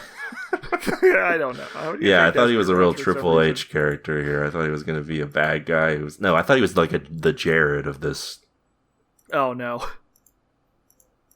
But I guess he's not that much of a shitheel. Yeah. Yeah, so he's like, whatever, I've done 800 trial rounds. You can't do anything to me. And pretty much like 2 strikes and his arms are off. It's like the sword fight from Equilibrium. Yes, pretty much exactly that. I have to say, I really I like his mobile suit's design. And it's very refreshing to see a design that's actually a little different than... What about the Turner Gundam? Cool. Well, okay, I mean, Turner Gundam, sure, that's a fresh one. I'm talking about coming in after Seed, right? Okay, yeah. Well, to be fair, they did have 4 other Gundams in Seed. Okay, but I guess only the red one was kind of special. Yeah, true. Yeah, so he pretty much makes a show of them, and they're like, "What the hell?" Oh yeah, that's a little fun bit when the Enact turns on its vibroblade. Everyone in the audience stand starts clutching their ears and screaming in agony. Yeah, that's cool. That's dope. Yeah, but he gets fucking owned, chopped to pieces. Yeah, he Gundam flies. By the time he gets out of his cockpit, the Gundam's already gone.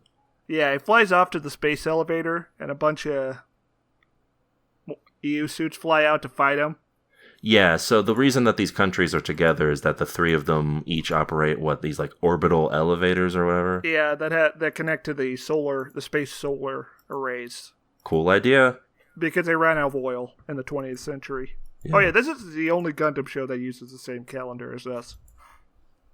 Hell yeah. Alright, see? It's also the only Gundam show that refers to multiple different countries, I think, right? Like, this is... we're like Somalia. We're not going to Somalia in fucking regular Gundam. Like, Amuro isn't having a trip in Somalia. I mean, they'll refer to areas as a geographic region. But then they'll be like... Or I guess we go to Sri Lanka. But, like, they'll be like, oh yeah, Sri Lanka was blown up. Well, yeah. This is definitely more concerned with the present geopolitics, even if it's still kind of allegorical. Yeah, but the group that our main character Setsuna, who we learn is I don't know if we learn, we can kind of make it up. It's the kid from the beginning because they look pretty much the same. Oh yeah, by the way, he kills all the EU mobile suits with the help from his friend Lock-on Stratos. Yeah, so what I was talking about before about the names, it's fucking, come on, Lock-on Stratos? Yeah, he pilots the Gundam Dynamos. And of course, who could forget his other friend, Alleluia Haptism?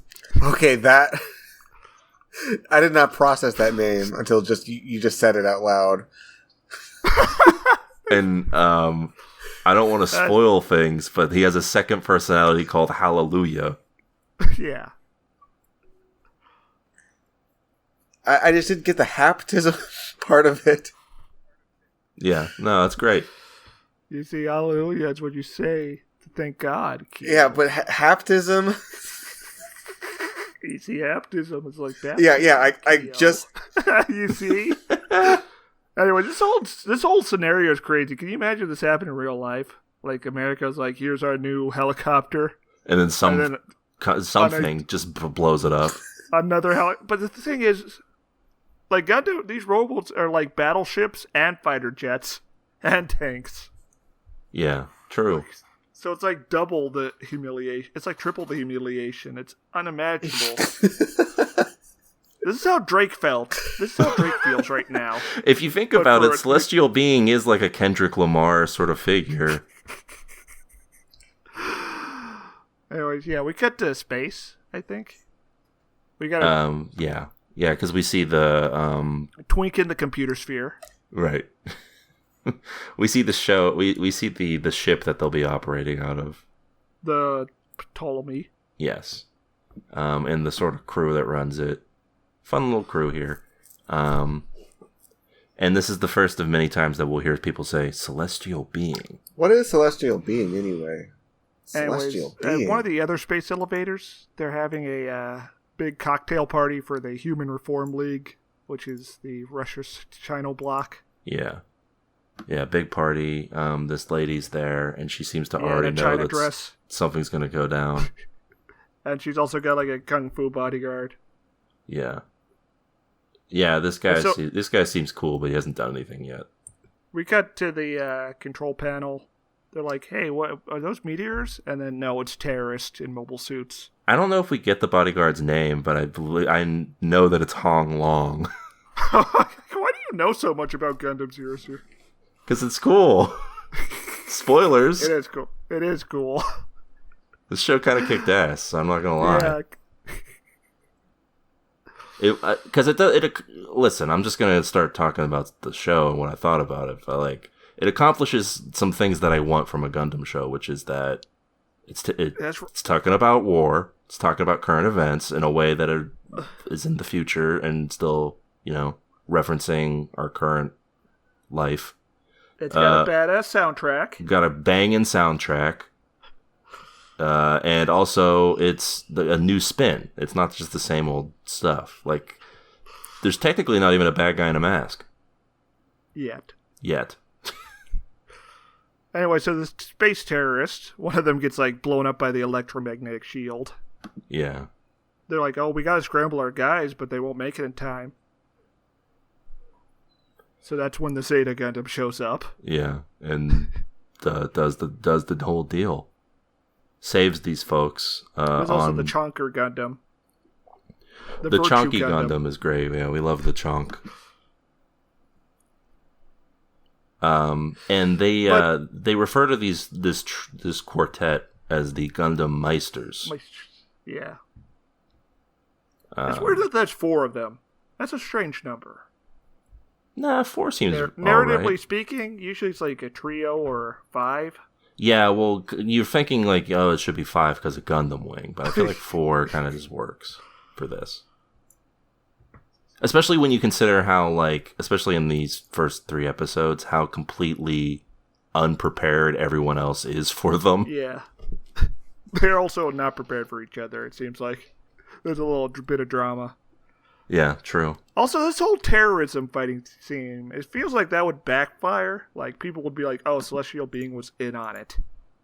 Not Celestial Being fights everyone. I guess, but it wasn't the idea that, they attacked both groups. Yeah. So they were like, oh, yeah, so that means that they're true to their word. Anyway, we cut to the news. There's a scientist who was dead for 200 years giving the manifesto for Celestial Being. Yeah. We get journalism lady. What's his name? Aelia or something? Aelio Schoenberg. Yeah. And the goal is essentially that they're going to eradicate all conflict. I like that we have a couple characters immediately be like, so you're going to fight war with war? Just to sort of... And, like, that is the immediate thought, is like, well, that seems kind of like a dumb plan. But then when you see it in action, you're like, that might... I mean, there's something there. That's also what the plan was in Gundam Wing. True, although Gundam Wing was a lot... a bit more circuitous. Yeah. Yeah. Did we mention Graham Acker? He's watching he's at the air show, I guess. Yeah, he's the guy who's wow. He becomes obsessed with these Gundams pretty much at that point, and is like, you might say he's a rival figure, perhaps. He could be a rival figure, yeah. Yeah, he's like, but he's not like, he doesn't seem outwardly evil. He just seems like a dude who's like, what's going on there? Well, Char was just doing his job. This is true. Are you saying this guy might don a mask of some sort? Interesting. Something to think about. So anyways, yeah, we're going to fight a war with war? Anyway, that's episode 1. Yeah. Banger. Episode 2, we get lore from the narrator. Yeah, which is pretty much what we already discussed. The Mad Max future happened, and how everything's running off of solar power, but it's delegated 3 space elevators. Also, because we were talking about the music, this opening goes hard. Yeah. Spoilers. It's good. And notice how I haven't... Listen, I like the Turner Gundam one, too. I'm not going to lie. I like the little... We'll talk about it one more in depth, but I like the little James Bond strings in the Turner Gundam theme. Yeah, but we like our metal. Listen, yeah, I mean, this is... We like our emo metal. I was watching... Listen, when I was watching anime, this is all of the openings in anime. Like... Yeah. This is Bleach-ass opening music. Anyway. Anyways, yeah. Do we open on the futuristic White House? Yeah, where the president is talking about not how, Bill like... Clinton. It's like, celestial being's good for us. Yeah, he's like, we do war for everyone. We're doing it for the good of the people. But the writers had to have known that's not the case. I think they're playing tongue-in-cheek with it, right? Yeah, hopefully. Well, it's hard to tell, right? Because Japan, sometimes when they are writing U.S. geopolitical... they're very generous. But I feel like in terms of Gundam, anybody who participates in war in Gundam is sort of like the bad people. Like, why are you doing this? Like, everyone's culpable whenever war is involved in Gundam. Yeah. So I feel like it's maybe a bit tongue-in-cheek. And we get to see that on display when they do their first conflict intervention. Yes. Yeah, this is a great scene. I like this battle. So there's a civil war in Ceylon, India. Yeah. We get these shitty outdated mechs from like the first scene of the first episode flashback. And I like this idea that these rebel groups are forced to use like these sort of outdated mechs because it's all they have available to them. There's also a line offhand about how the AEU sells off old stuff to other countries, which sounds like what the US would do, but it's fine. But these are both big stompy boys just stomping around, and then the Gundams just fly in.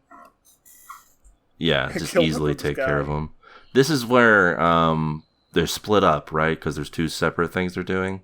Yeah, one. Yeah, and this is Lock-On is doing Lock-On and someone else are doing the taking on this one. Setsuan are like on the battlefield. Yeah, that's right. Meanwhile, Alleluia goes to go carpet bomb the base and becomes a mass murderer. However, which is what he says. Yeah, he says I'm now a mass murderer. Yeah. And so they easily take care of these guys. There's a cool bit where the 2 it's the Human Reform League people, right? Yeah. They walk up and they're like, "Hey, good job, buddy." No. That's the guerrillas. Okay, like, good job, you killed him. Now we can finish the job for him. Guys are treating, and that triggers Setsuan's war flashbacks. Yeah, and he cuts them down. This is where he declares he's a Gundam. Yeah, he's not a Gundam. He is a Gundam. He's not a Gundam. He's a man. He's a Gundam. He is a Gundam. He's a normal Sasuya guy. doesn't say a whole lot. He thinks a whole lot, doesn't say a whole lot. But I do like this character. I like this idea of this man who's sort of withdrawn from everything because of what he's gone through. Mm-hmm. I think it's a fun, interesting beat. He's the other members of the Gundam Meisters aren't completely developed in these 3 episodes, but they're fun at least. Yeah, and there's this current that Tyrion and Hallelujah don't think he's up to snuff, which kind of plays out in the next episode. Yeah, as it validated a little bit. So yeah, after they blow up the island, they're flying off, and then we get a surprise intro by Graham Acker and the Union flag. Yeah, that's a cliffhanger. Yeah, he shows up and he's says to me, he's like, "What a huh?" baller. Yeah, this dude's ready to go. Baller. This guy's ready to go. Like, he knows what this Gundam's capable of, and he's like, I'm gonna just get up and close to it anyway. Yeah, pretty much. At least this guy can fly. I like it. True. There's also a runner throughout this episode of this. Is her name? I know her last name's Crossroad. I don't know her first name. No, Saji's a guy named Crossroad. There's a reporter who's trying to investigate the origins of what's her face. Yeah. Of what's his face. That's when we find out that he's been dead for 200 years. Yeah. But there is also another runner involving Saji and this other lady. The college students who are like the man on the street. Yeah, who are just sort of watching this happen and sort of being like, huh? Yeah. And we learn that Saji is the biggest idiot on Earth. Yeah, this is a big dum-dum. He does fumble the bag numerous times with this girl. He drops the ball harder than Drake did. Truly. But that's on episode 3. Yeah. Oh, I have this in my notes. I just wanted to mention it. I believe Setsuya at some point says that they want the world to direct, or maybe it's Alleluia, says that the plan is working. They want everyone to direct their hate towards them. Yes. Yeah, that is the point of the. And that's when it clicks, because at first you're like, oh, war for war. These people kind of seem like this is a dumb idea. But then you're like, oh, if everybody is united in their hate for this one group, then I guess that accomplishes something. Guess we'll find out. 3rd episode. We're here. We get the duel. Yeah. Graham Acker doesn't last super long against the Gundam, but that was kind of his plan. Setsun doesn't look good. He's forced to draw the beam saber. Yeah, like he shouldn't have even had to. They were trying to keep that as like a little trump card. Yeah. And what we learn is that Graham was pretty much just getting in there to get some info on the Gundam, and now he's got more info because he knows they have a beam saber. And he even got little flakes of paint from the Gundam. Yeah. There's some wheeling and dealing at a bar, I think. Yeah, there's they create an anti-Gundam task force, the Union, because that's what Graham and his friend Billy. I'm talking about the China dress lady. Oh yeah. She's meeting with some backers, a celestial being. Yeah, and she's like, "Hey, you're gonna need 3 monitors for our next mission." And then there's a guy voiced by Amuro Ray at the bar. We're just like, hey, and then they cut to commercials. Yeah. Well, I'm sure he's unimportant. He's the bodyguard is watching the scene because he's away from it, and the guy's just like, "You like to watch?" And that's it. Maybe he's talking to the audience. I do like watching the TV. Yeah, so we get 2 interventions this time. One in South Africa and one in South America. Yeah.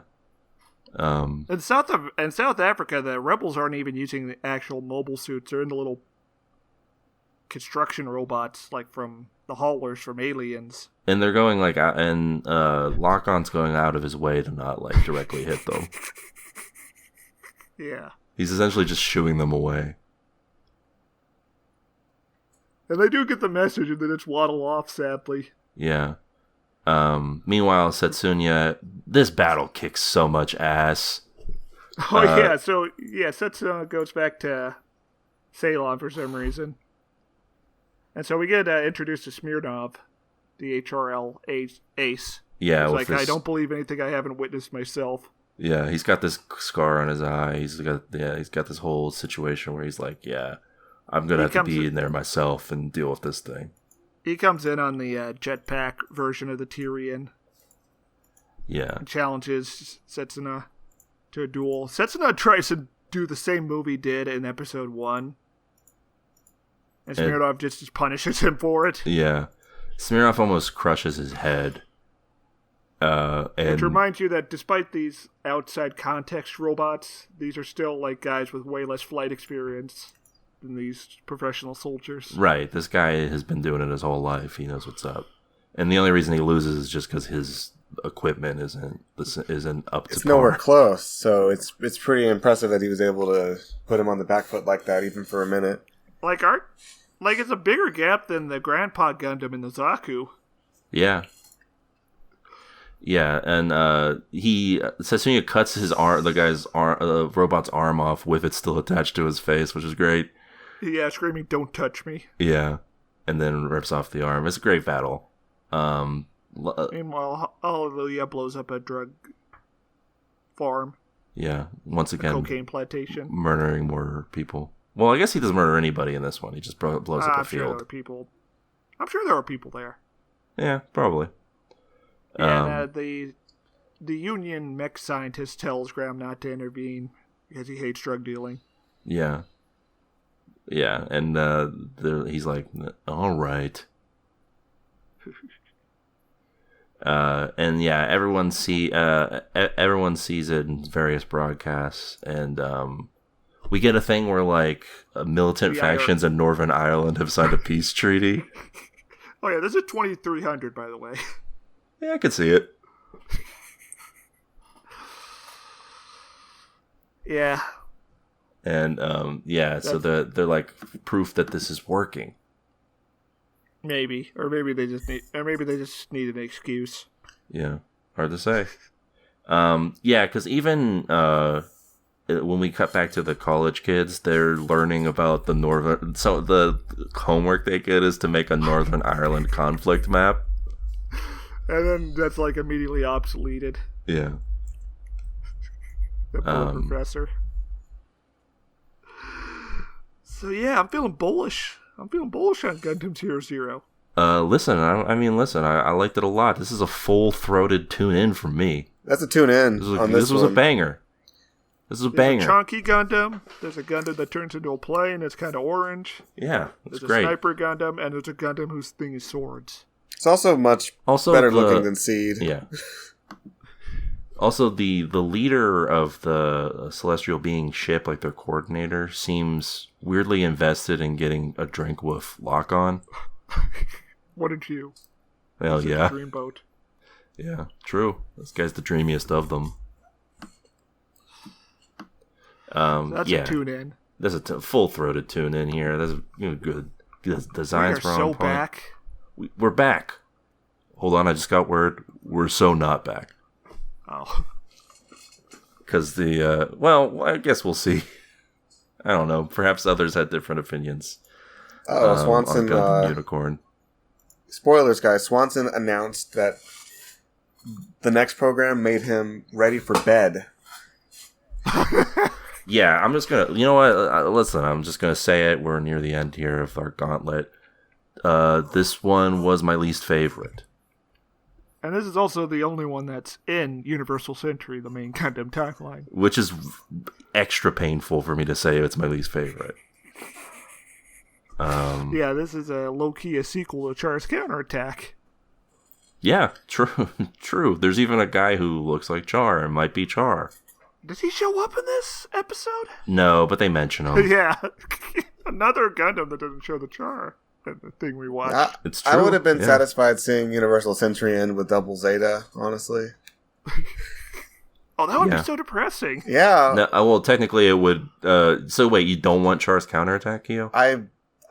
I've been on record saying I did not like charge counterattack.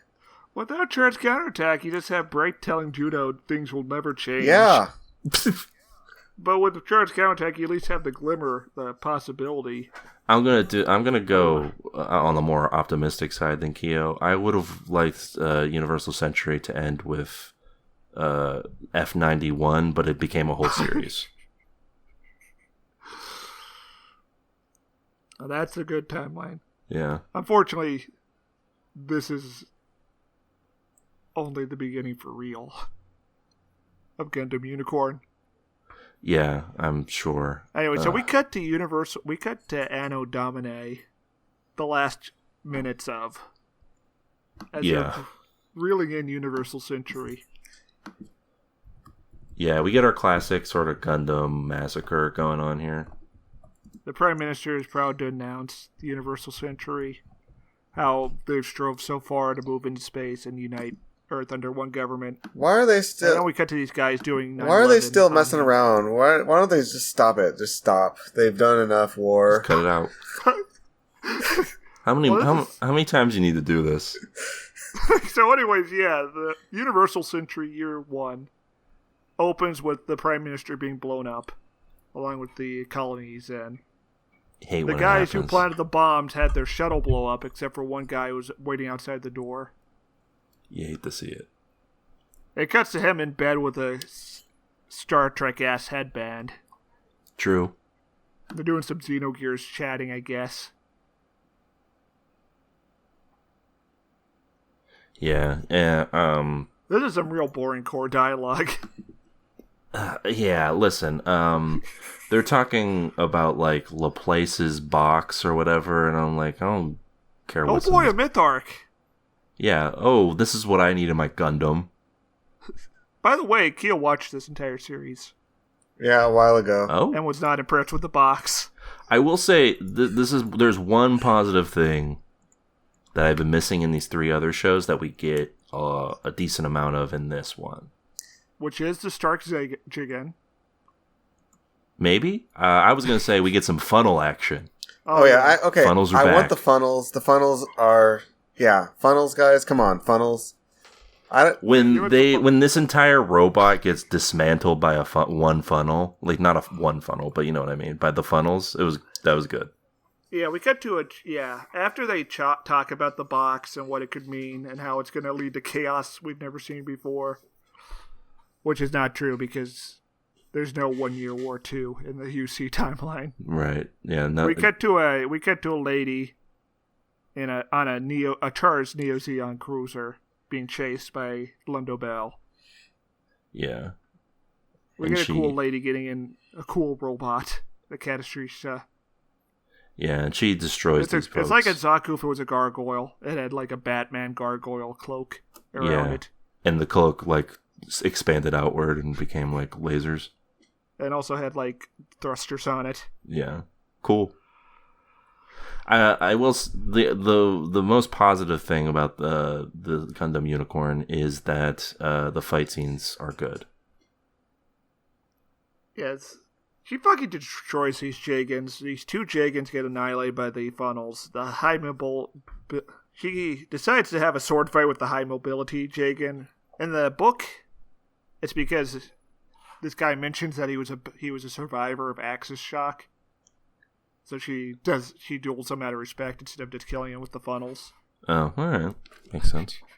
Now, Stare, a little context. These were based off a book by Tomino?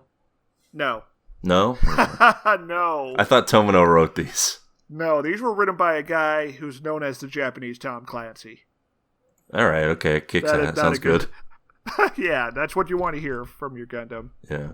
Oh, I think I got it wrong, because Tomino wrote Hathaway's Flash, right? Yes. Okay. Which is basically the better version of this. Alright. In that it's a sequel to Charge Counterattack. Also a sequel, yes. Set later than this, right?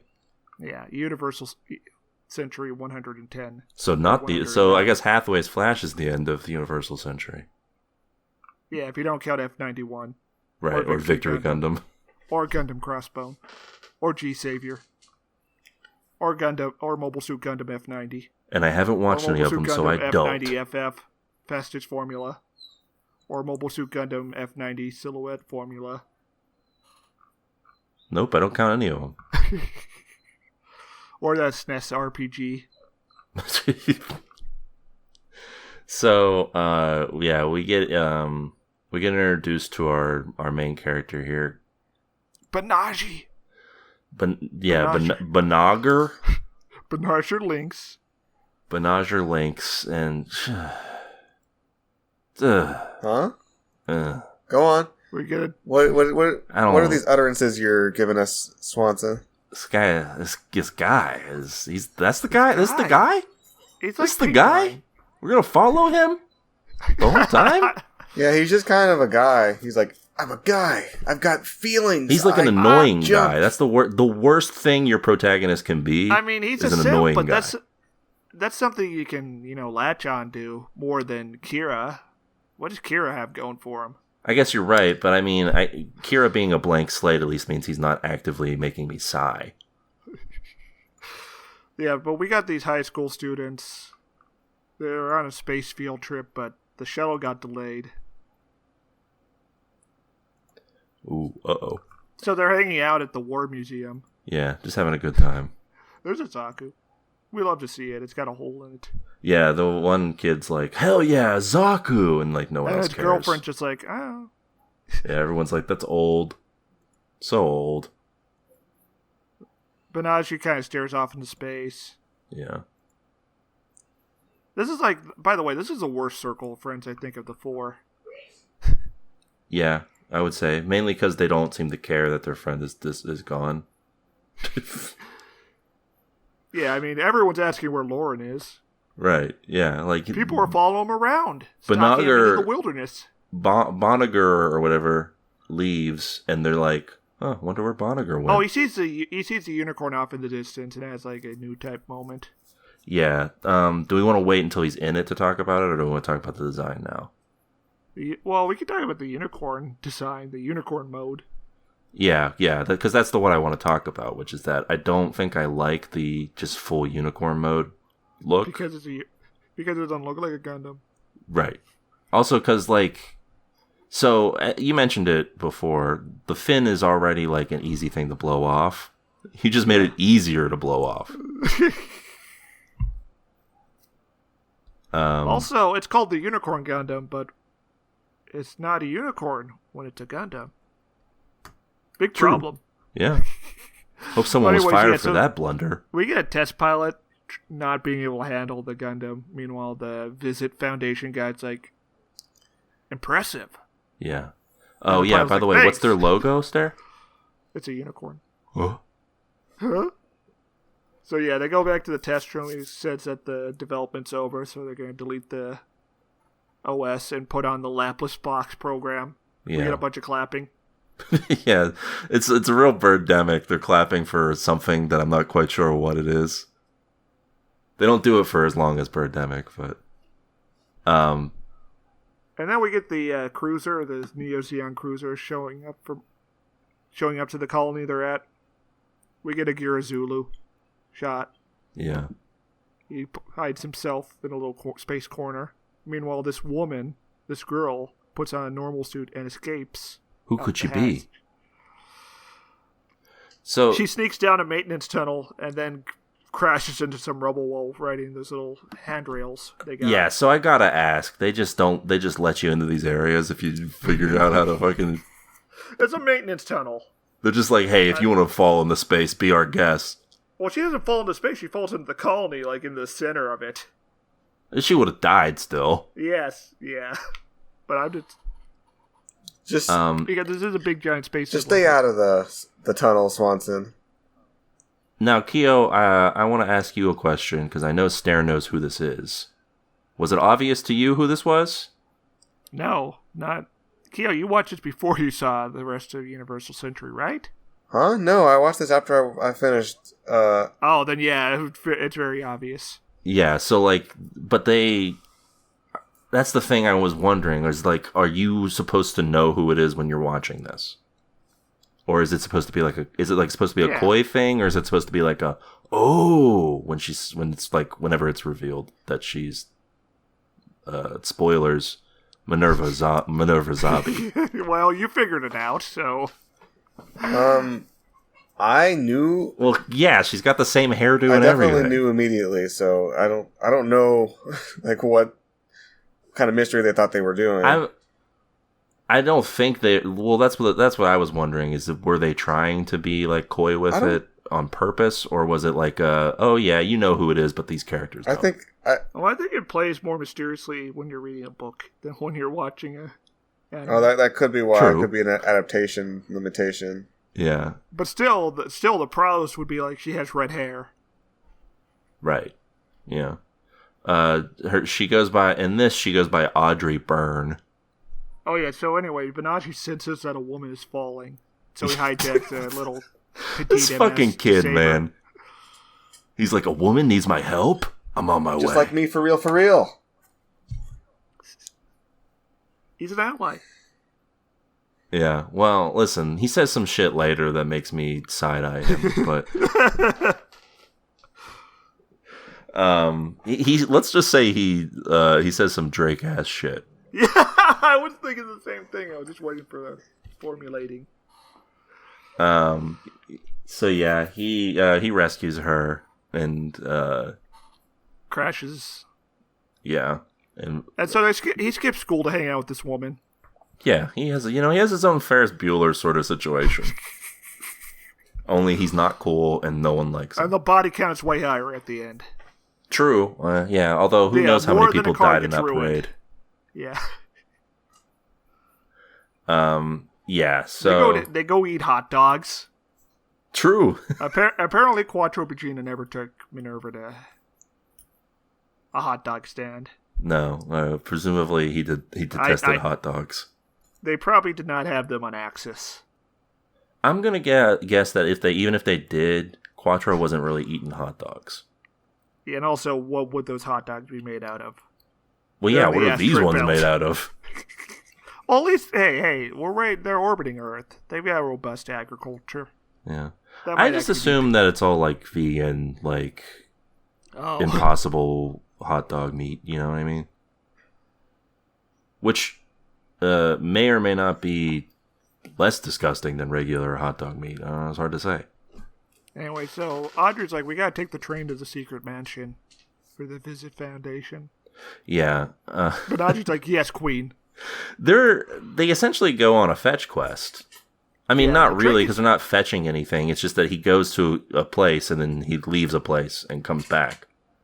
Yeah, so the train gets shut down because the Visit Foundation's in cahoots. It's scheming. Yeah, they're schemers. We get the Catastrisha pilot Merida Cruz and some goons track them down because they're riding a lift up the side of the colony. Yeah. And that's pretty embarrassing. Her goons are two full-grown men, and they get punked out by this kid. Well, they thought Haro was going to explode. Oh yeah, Haro's here. Yeah, Haro's here, by the way. Oh yeah, also in Gundam 00, Lock-On has a Haro as his wingman. Oh yeah, I forgot about. How could I forget? It's an orange Haro. Yeah, that was cool. And he spots for him. He helps him shoot. Yeah, that was cool. That's a top tier Haro. Well, Victory Gundam did it first. This Haro is also a pretty alright Haro. It's helpful. Yeah, Benaji owns these two guys.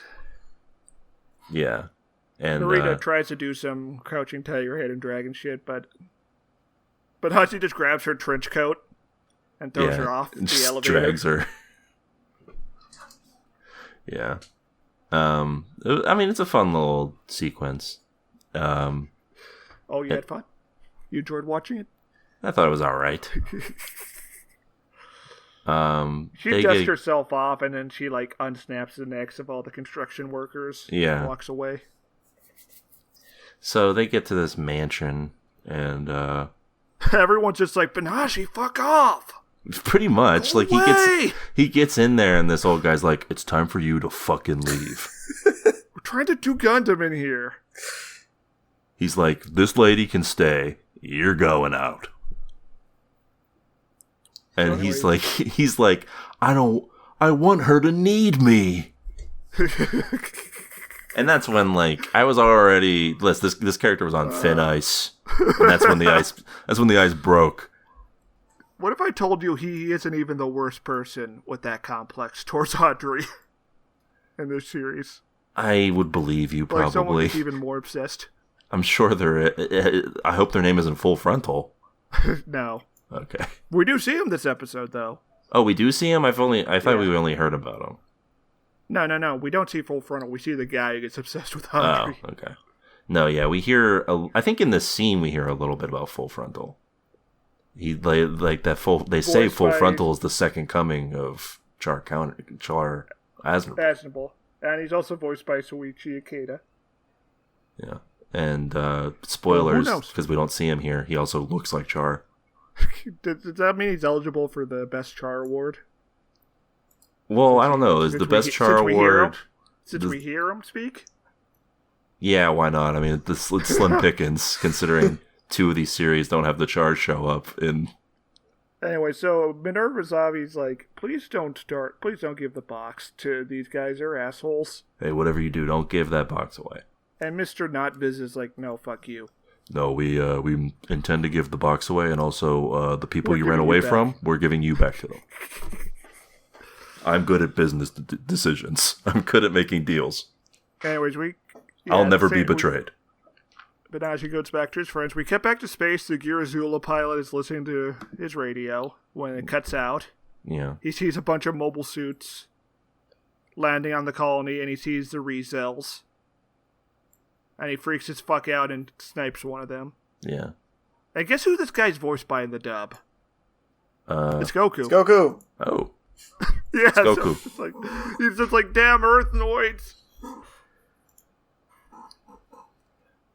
Dang. This poor guy, he's out of his element. He got one sneak attack off, but these Zetas just completely mog him. He gets like cut into 4. He gets all of his limbs chopped off before he finally explodes. Poor Goku. Yeah, this guy didn't stand a chance. Meanwhile, there's these new gun tanks landing on the colony surface. Yeah. And shit just goes wild at this point.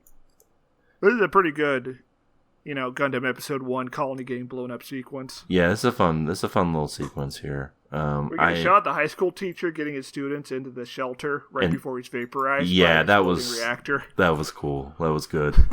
I mean, it wasn't good, but you know what I mean. It was fun to watch.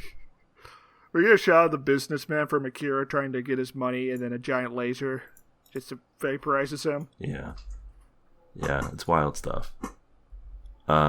It's those are the little elements you didn't get in the other 3 shows. It feels like uniquely Universal Century to get a little bit of like random people just eating it. Yeah, I don't think Zero's specifically about that. Yeah, it feels. Yeah, but see, doesn't do it right. It feels distinctly Universal Century to see like just not even people involved in the war, just citizens. Biff it. Just random women and children being destroyed. Yeah. Yeah, I guess we do get a little bit of it at the beginning of Gundam 00, but yeah, so they this battle's going on. The colony's getting evacuated. Decides to go back. Yeah, but Najee decides to go back. He so they have this deal that they're striking. Yes, a deal. Yeah, between the... I don't remember what the guy's name was, the Visit Foundation representative. Yeah, I couldn't tell you. And was it Garcia? Or Zimmerman? Zimmerman is the cruiser captain for the Sleeves, the Neo-Zeon group. Well, you know what's there? Why don't we call him Dad? Dad. Because he is Daddy. And the Catatrista pilot does call him Master. The audible sigh that I gave when it's revealed at the end that he's Banager's actual dad. Oh. That's him, right? That's who we're talking about? I got mixed up. No, I'm talking about the bushy guy. Oh, okay. But he is. Yeah, you are true. The audible sigh that I gave when we find that out. This just came out of nowhere. Yeah. There's no, I guess there's a slight implication that he might feel something towards this kid, but like. But the deal falls through. They part their ways. Zimmerman goes back through the back. Visit Guy and his bodyguard get ambushed by Federation Special Forces. Yeah. His bodyguard leaves him behind, or tells him to go on ahead. And that's where he gets double-crossed by the Anaheim Electronics guys. Yeah. He does a cool John Wick move. It's true. And snaps a guy's neck and then uses him as human shield. We get to see a brief shot of the logo, the unicorn logo. It's broken. What could that mean? Anyway, so he helps.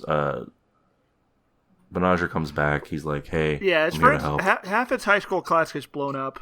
Yeah, he seems to not be worried about it because he's desperate for this lady's attention. Yeah, he tells his friends just to go to the London battleship, and then he's got priorities, folks. Just get off his back for a minute, all right? And then he nearly gets shot by the Sleeves guys. Yeah. Zimmerman has to be like, leave him alone. Hey, leave that kid out of this. Don't shoot that kid. Zimmerman. Like, don't shoot that kid. Shoot me. Is this the point where the Lundo battleship just decides to start shooting into the colony? Yeah. Yeah. Yeah. Oh, yeah, this is the Argama from Zeta Gundam, by the way. Oh. Huh. I didn't notice it, I'll be honest. Yeah. But also, I was, at this point in the movie, I was sort of tuned out. Spoiler. He gets to the Unicorn Gundam, the old guy's there. Yeah. He's like, I'm dead, and now I'm dead. Yeah, he gets consumed by flames. That's kind of hardcore. Yeah, this Gundam takeoff sequence is cool. He pretty much is like, hey, can I trust you with this lady? And he's like, I want nothing but for her to want me. I would grovel at her feet. And he's like, okay, good. He's like, anyway, have the Gundam. I'm dying now. Son. We get a flashback. I don't think... In the books, it's mentioned that Benaji had like some cyber new type stuff done to him. They kind of gloss over that here. Yeah. Which is one of the reasons his mother left.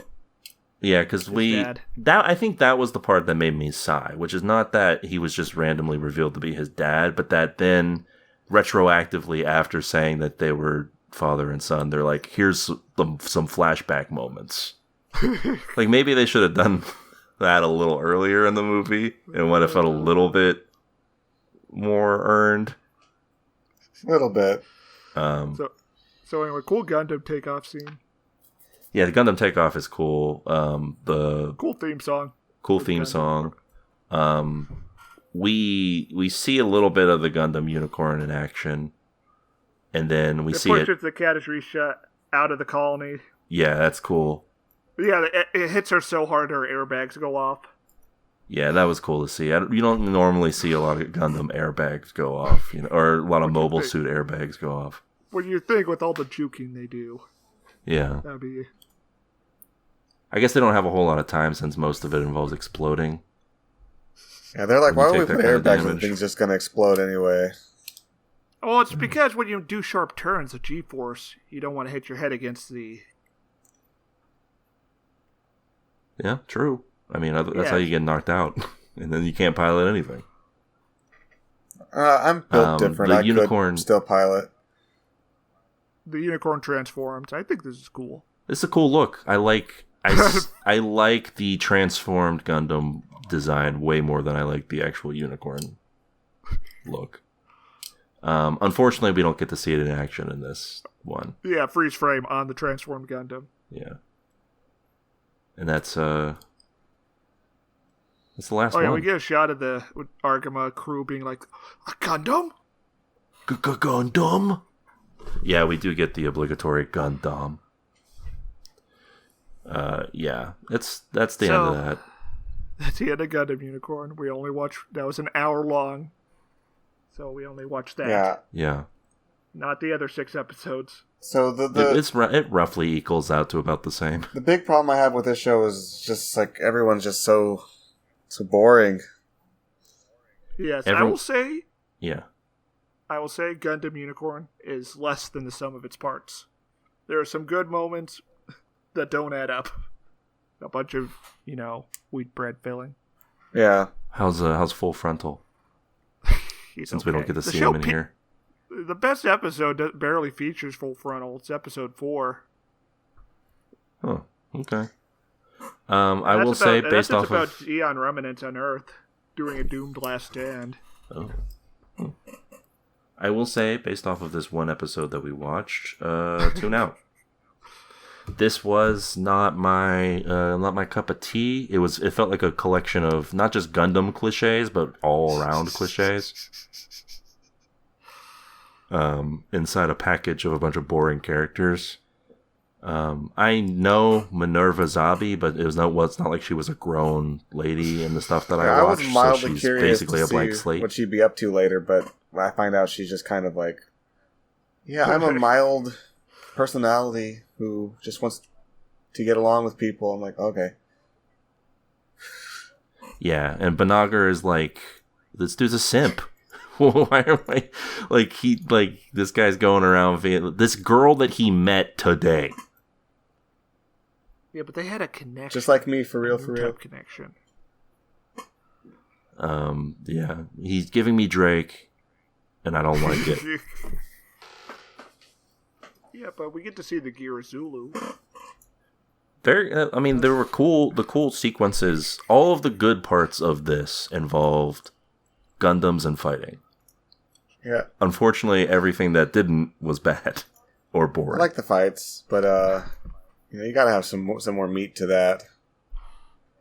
And me and Keo are poisoned because we both saw this. I probably shouldn't have. We probably should have watched something else, but that wasn't up to us. I picked it. Yeah, it's true. I'm gonna go tune out. I'm gonna go with the tune out because I know it's in the box. Yeah. Ooh, is it pain? You wish it was pain. The box reveal is so underwhelming that I don't even remember. Can we say it's in the box? Is that? You could. I mean, I'm not gonna be disappointed if I find out. Why don't we say what's in the box and you bleep it out? Yeah. Okay. Okay. So the box is a.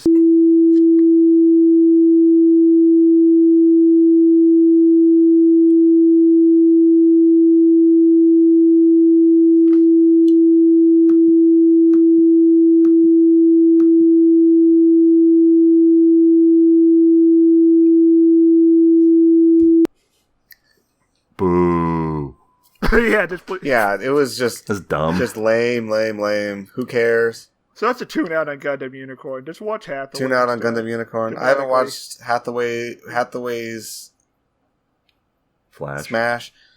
Well, it's just Gundam Hathaway. Gundam Hathaway. Yeah, I haven't watched that, so I don't know. I have no comment on that. But yeah, Gundam Unicorn. Well, the second movie of the Hathaway trilogy is coming out maybe this year, so we'll see.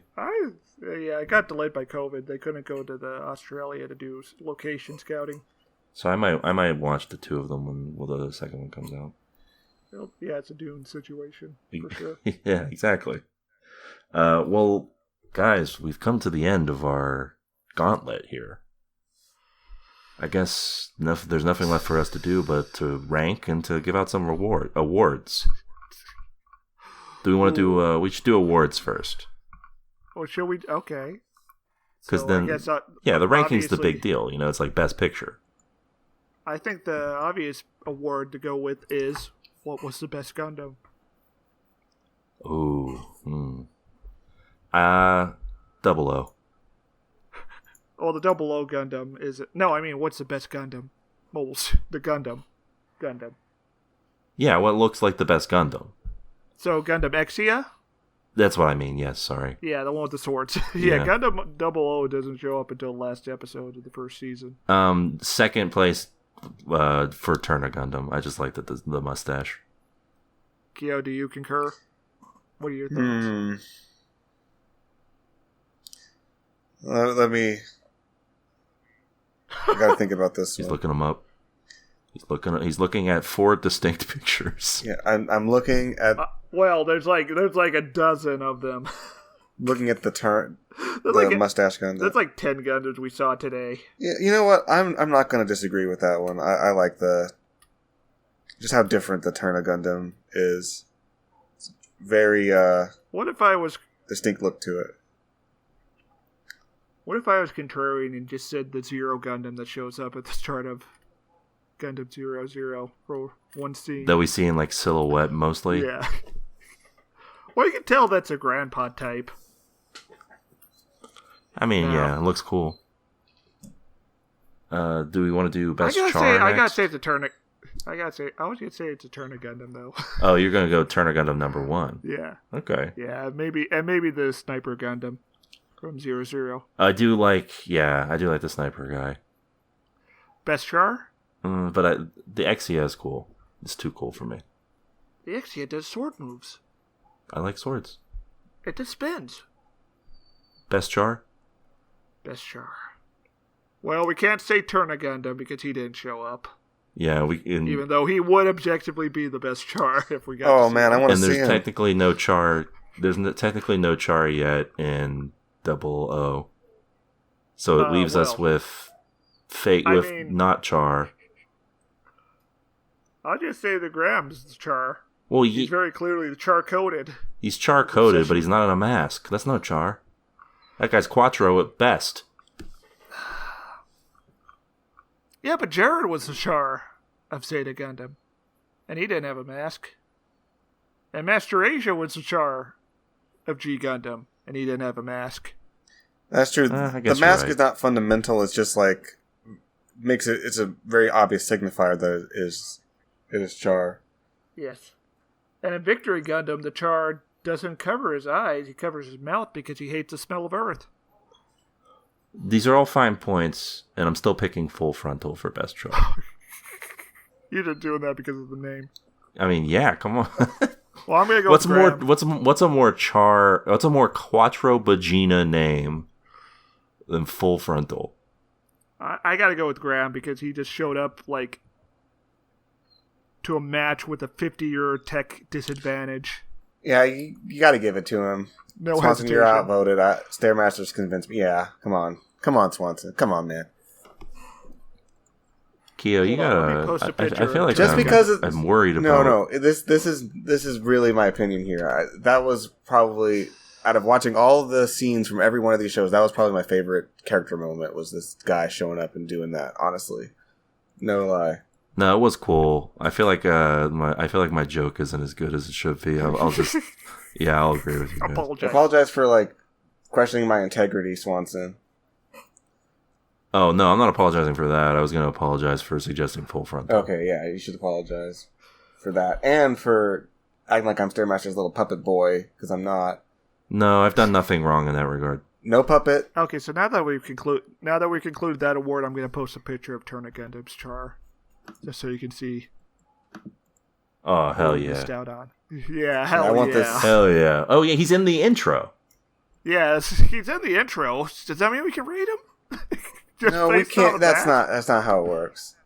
I think I would still pick Graham. What does he do? What does this char do? What's he up to? What's he thinking about? I would have to...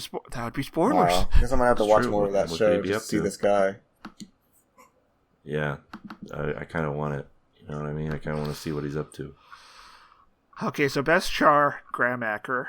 Okay, so best grunt mobile suit. Best red shirt mobile suit. Oh.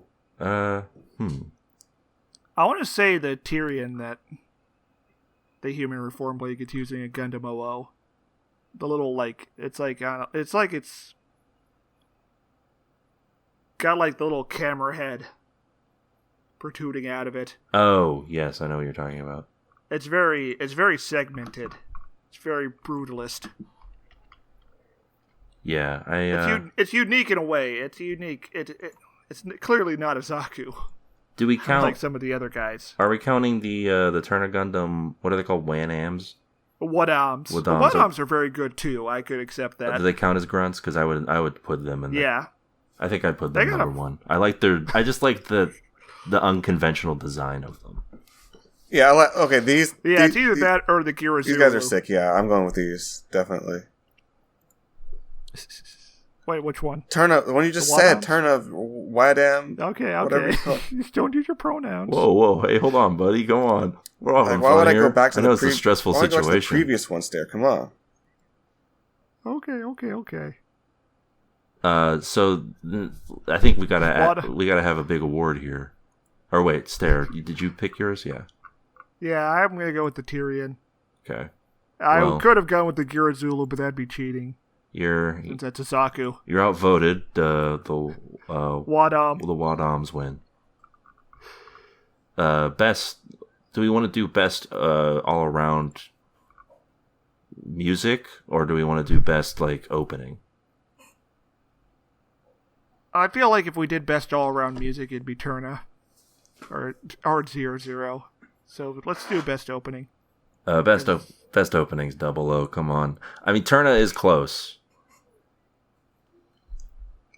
I can bang my head to I can bang my head to 00. True. Look, I like there's a James Bond flourish to Turna that I like. Plus the guy saying "Turn A" at the beginning. I'm going 00 here. Great. It's got everything you want.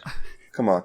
Yeah. I think Turna's objectively better, but 00 is sort of like, Deftones playing while Goku goes Super Saiyan, sort of. Here's how I feel about it, and maybe this is a good summation of it.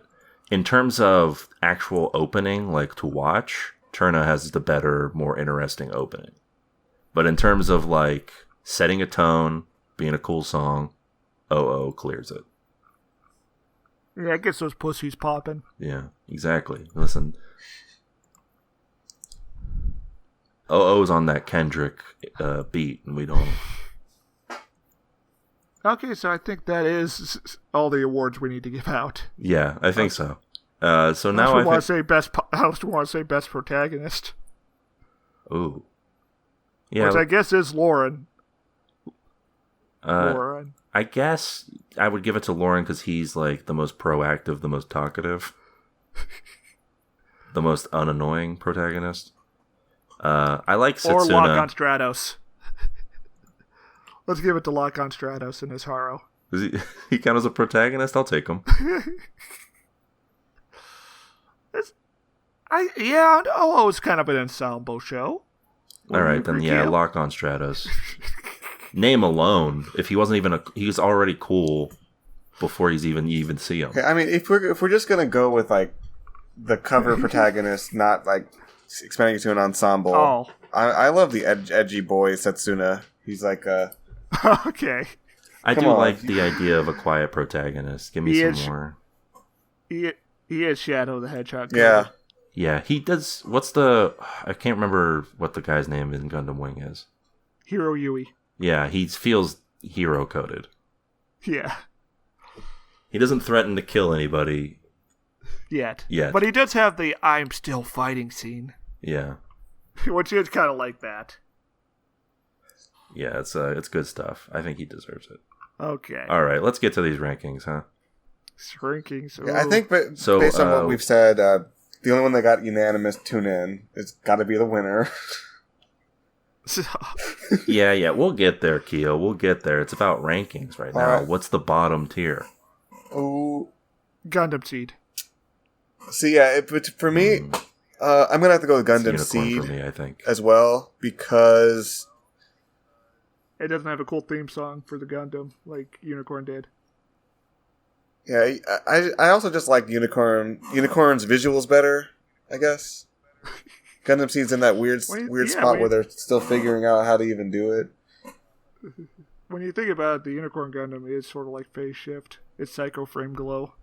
I'm still putting Unicorn at the bottom, but I feel like officially the last tier is Seed, which is fine because number 3 for me was Seed.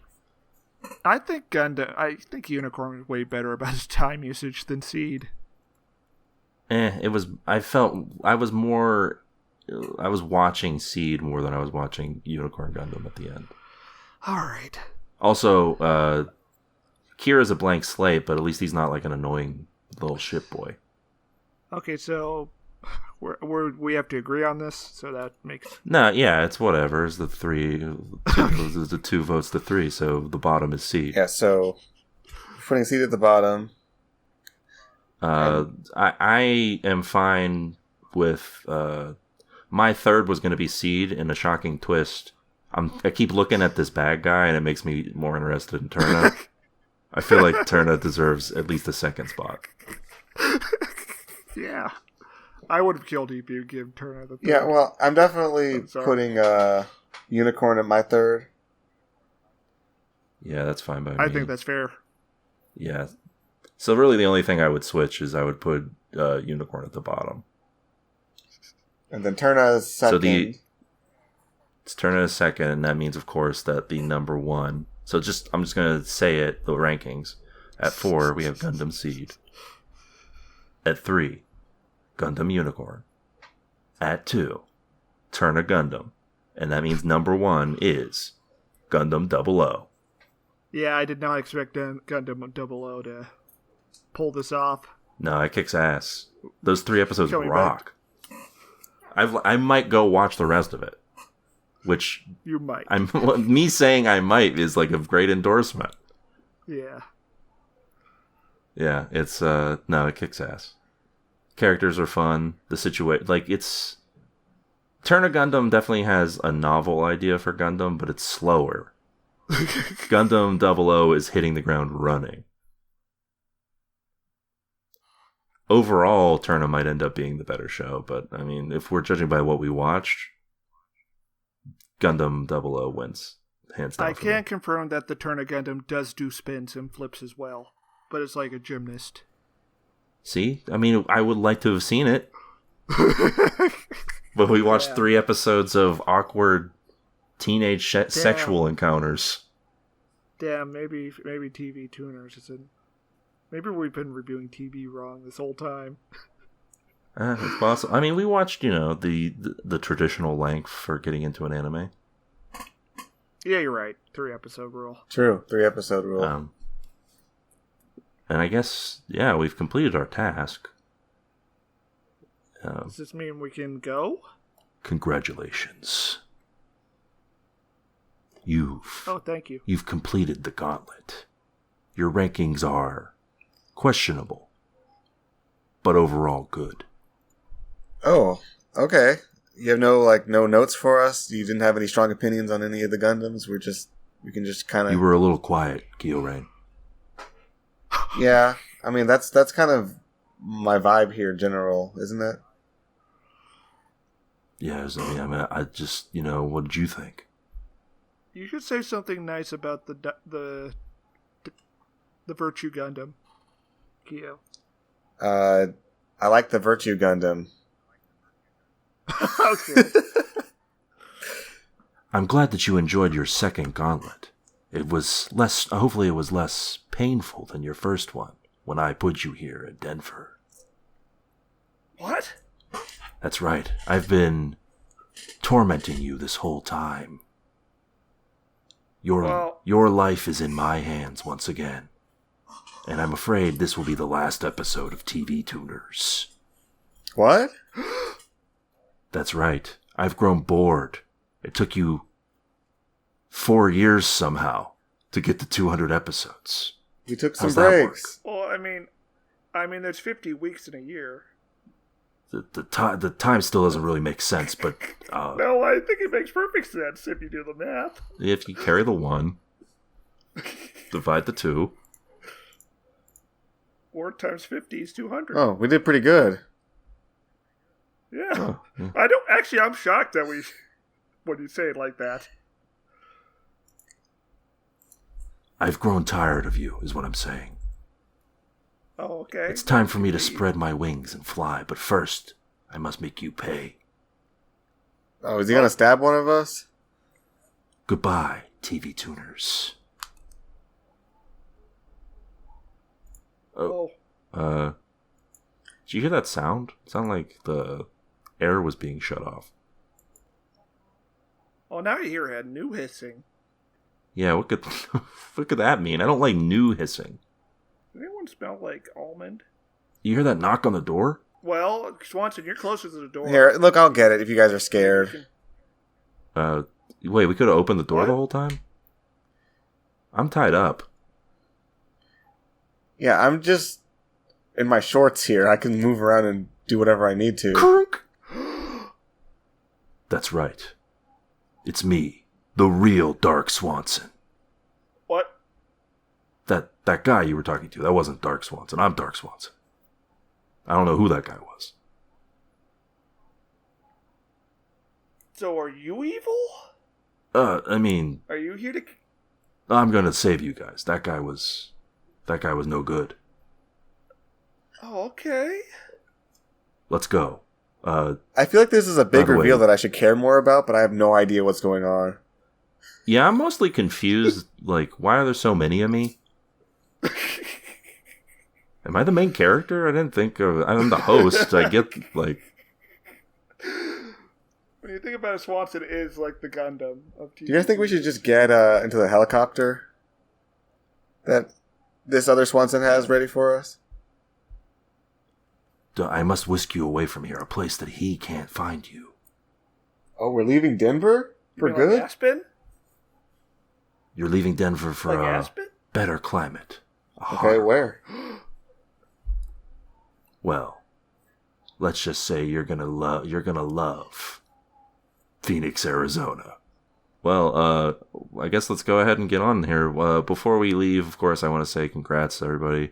Thanks for listening to our episode 200. We made it. Somehow we did it. We'll see you guys next time in Phoenix, I guess. Sunny. It's sunny there? It's dry. It's dry. Is it Help. no sun, but it's dry? I guess we'll find out what it's like in there. How if we can befriend a scorpion or something?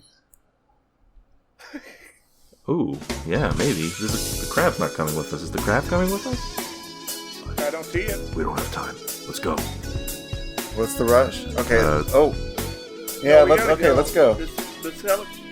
This helicopter's messing up our audio for sure. All right. Well, we'll see you guys next week for more TV goodness. Until then, keep watching. Bye. It's over. I found him. Hey, folks. It's time for the TV Tuners. I guess it's still Denver, technically, this episode. TV Tuners Denver Fact of the Week. Did you know that Stairmaster has been the mayor of Denver the entire time? And yet I couldn't fix this world's distortion.